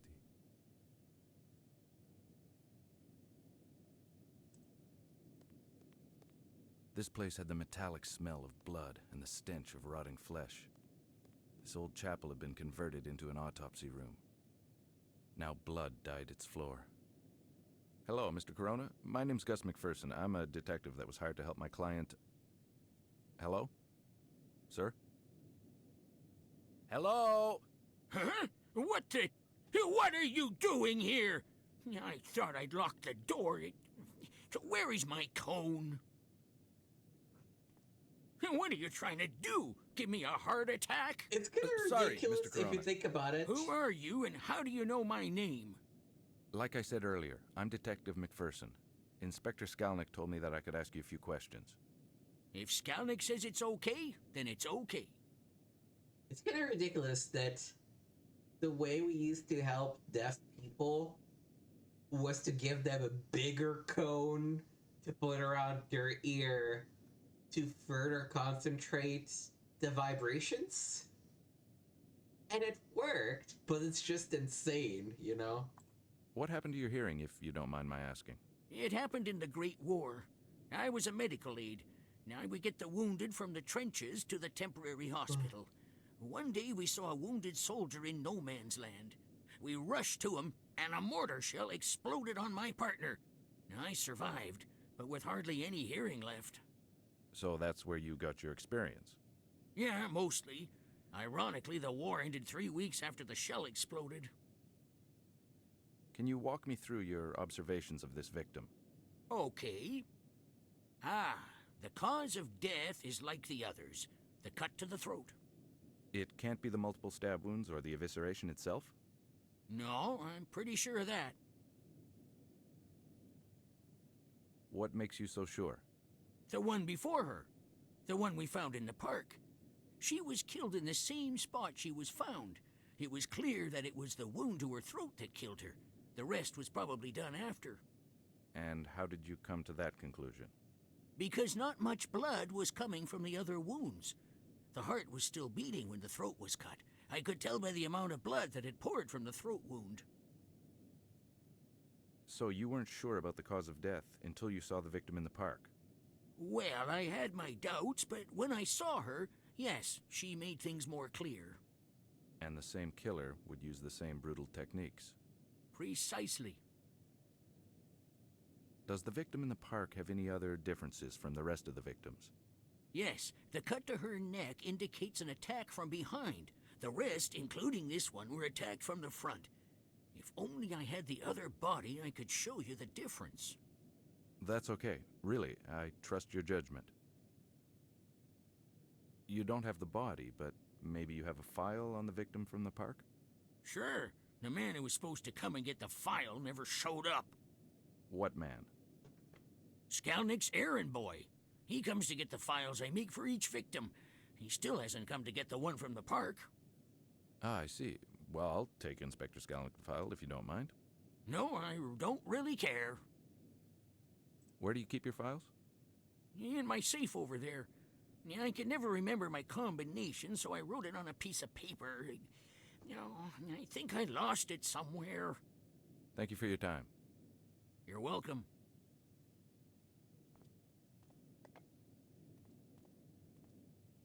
Do you mind if I temporarily borrow your code? I got a safe to crack.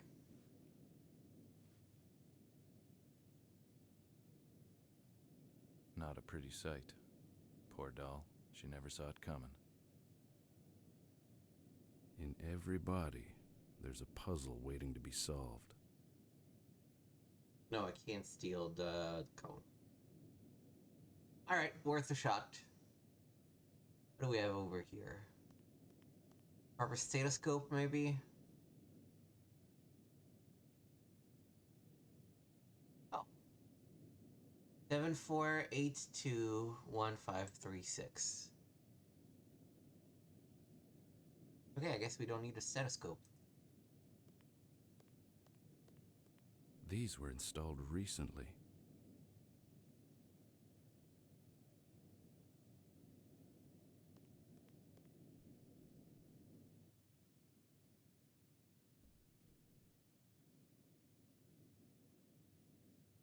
This is a classic puzzle. It's the number of corners. Okay, so 7482 1536. This is 1, 2, 3, 4, 5, 6, 7, 8.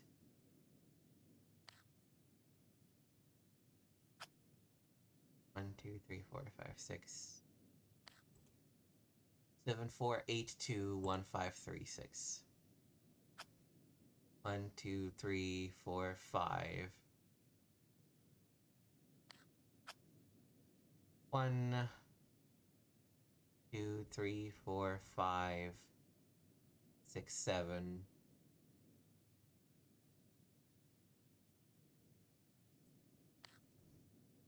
Yeah, 7482.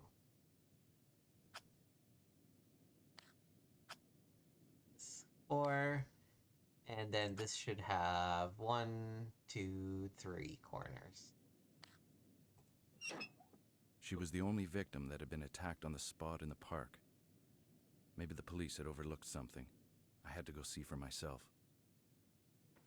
Puzzles are really tricky in this game. I just was able to solve this one quickly because for some reason I saw these pictures and I remembered that the trick was the number of angles. But I'm seeing the victim found in park. Coroner's report. Viti Anika. Death was due to her throat being cut. The victim had trachea and carotid arteries severed by a single deep slash with a very sharp knife. Lack of defensing wound suggests that she was taken from behind, her throat cut before she had a chance to react. The victim was then stabbed repeatedly and then eviscerated. The condition of the body and quantity of the blood found on the scene confirmed that she was killed where she was found. Recent fillings in the teeth, typical of Italian dentistry, suggest that the girl had been traveling, possibly in the company of a patron enlisting her services. Identity unknown. The victim is a known prostitute. This is judged to be an unlawful death. Police incident report. Investigating officer, Detective Jiri Skolnik. I was walking home and spent the night in the office and crossed through Vitkov Park in the early hours of the morning. I discovered the body of a young woman nearly decapitated and gutted, lying at the foot of the statue, clearly beyond my help. I searched the area for clues before summoning constables to canvass the area in search of witnesses and take away the body. Alright.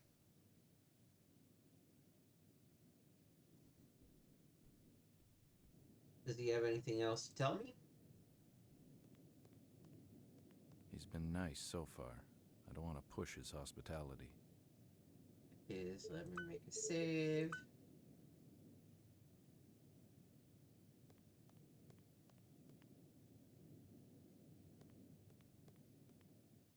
Stay away from women! Sorry, Mac. I like women too much. I woke up with a splitting headache. Wasn't the first time my smart-ass mouth got me in trouble.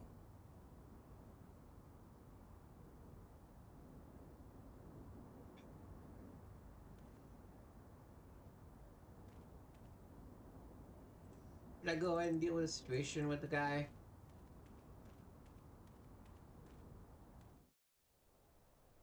Seems like a trigger for it. I better straighten things out with him later. I've Not other yet, I things guess. to do.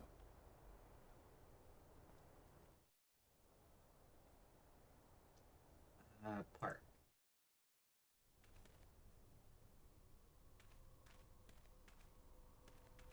Why, hello there. Nice night for a walk, isn't it? It's a little too German expressionist for my taste, but I guess one could appreciate it. Need some company? You must be Apollina, right? Yes. You've heard of me. Do you know Inezka? Yes. Do you want both of us at the same time? Do you know where she is? No, I haven't seen her in a while. When was the last time you saw her? Hey, do you want Inezka or me? Are you a cop or something? If so, I'll be very disappointed.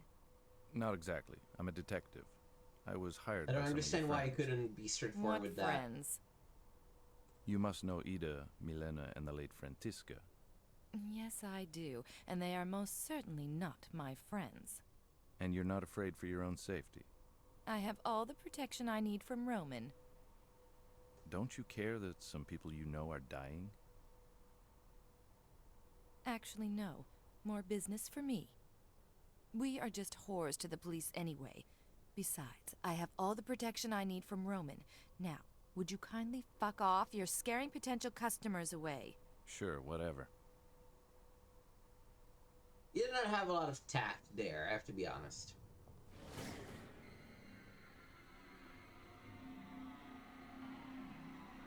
Yeah, he has visions of the crime scene or some shit. I forgot that he's a little bit psychic.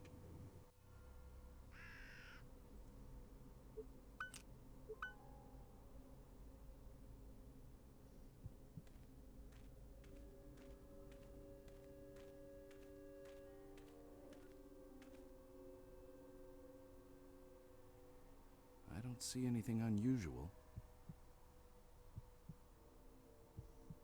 No, I'm sorry. I kept clicking on OBS instead of the actual game. Oh, do I have to click the spot on the picture and it's gonna take me there? I don't see anything unusual.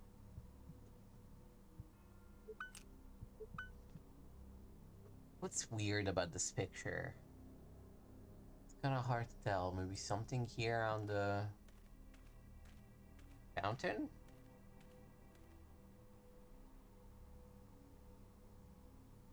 I don't see anything unusual.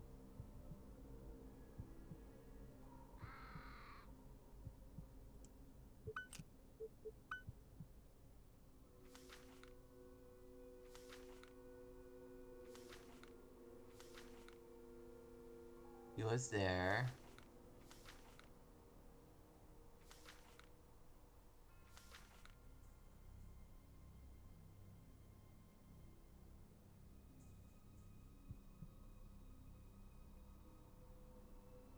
I don't see anything unusual.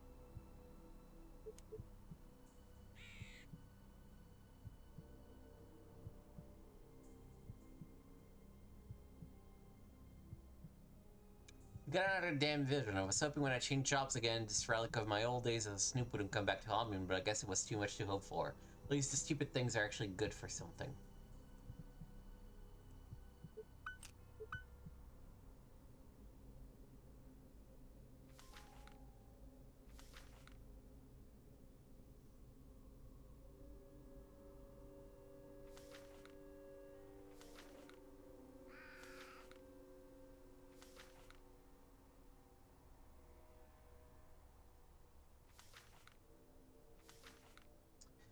I'm sure that if you know what you're supposed to look for...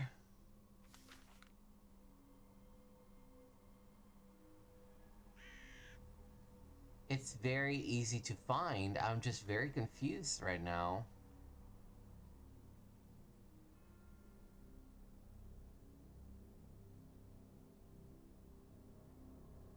It is written, though whore was unworthy of my devotion, so I proposed to the angel.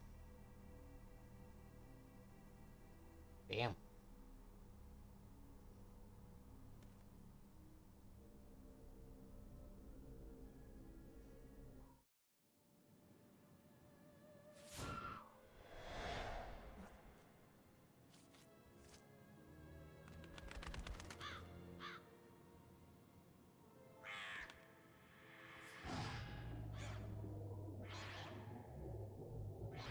Oh, the Raven is still gonna steal the ring.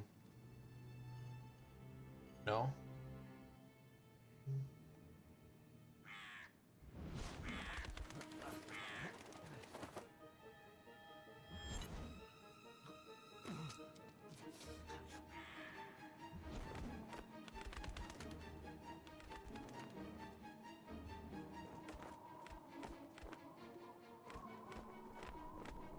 Oh, is this Raven working for a human?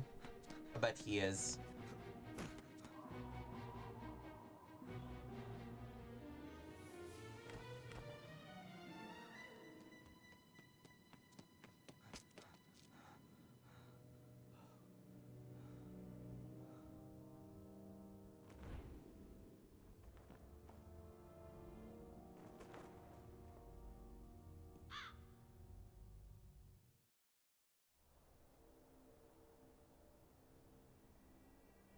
Alright, and I think that's as good a spot as I need to call it for today. Greatly enjoying the game so far, definitely will keep playing. I might not stream it, I might just record the remaining parts, so if you want to catch them, make sure to subscribe to youtube.com/@retrogameswithnick, where these will be posted once a week, starting next week.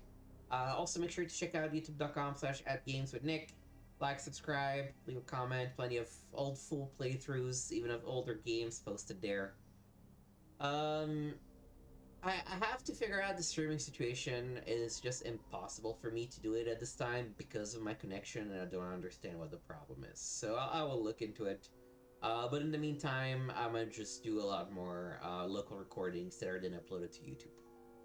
In the meantime, thank you for watching. This is Nick signing off, telling us to let's keep retro playing together.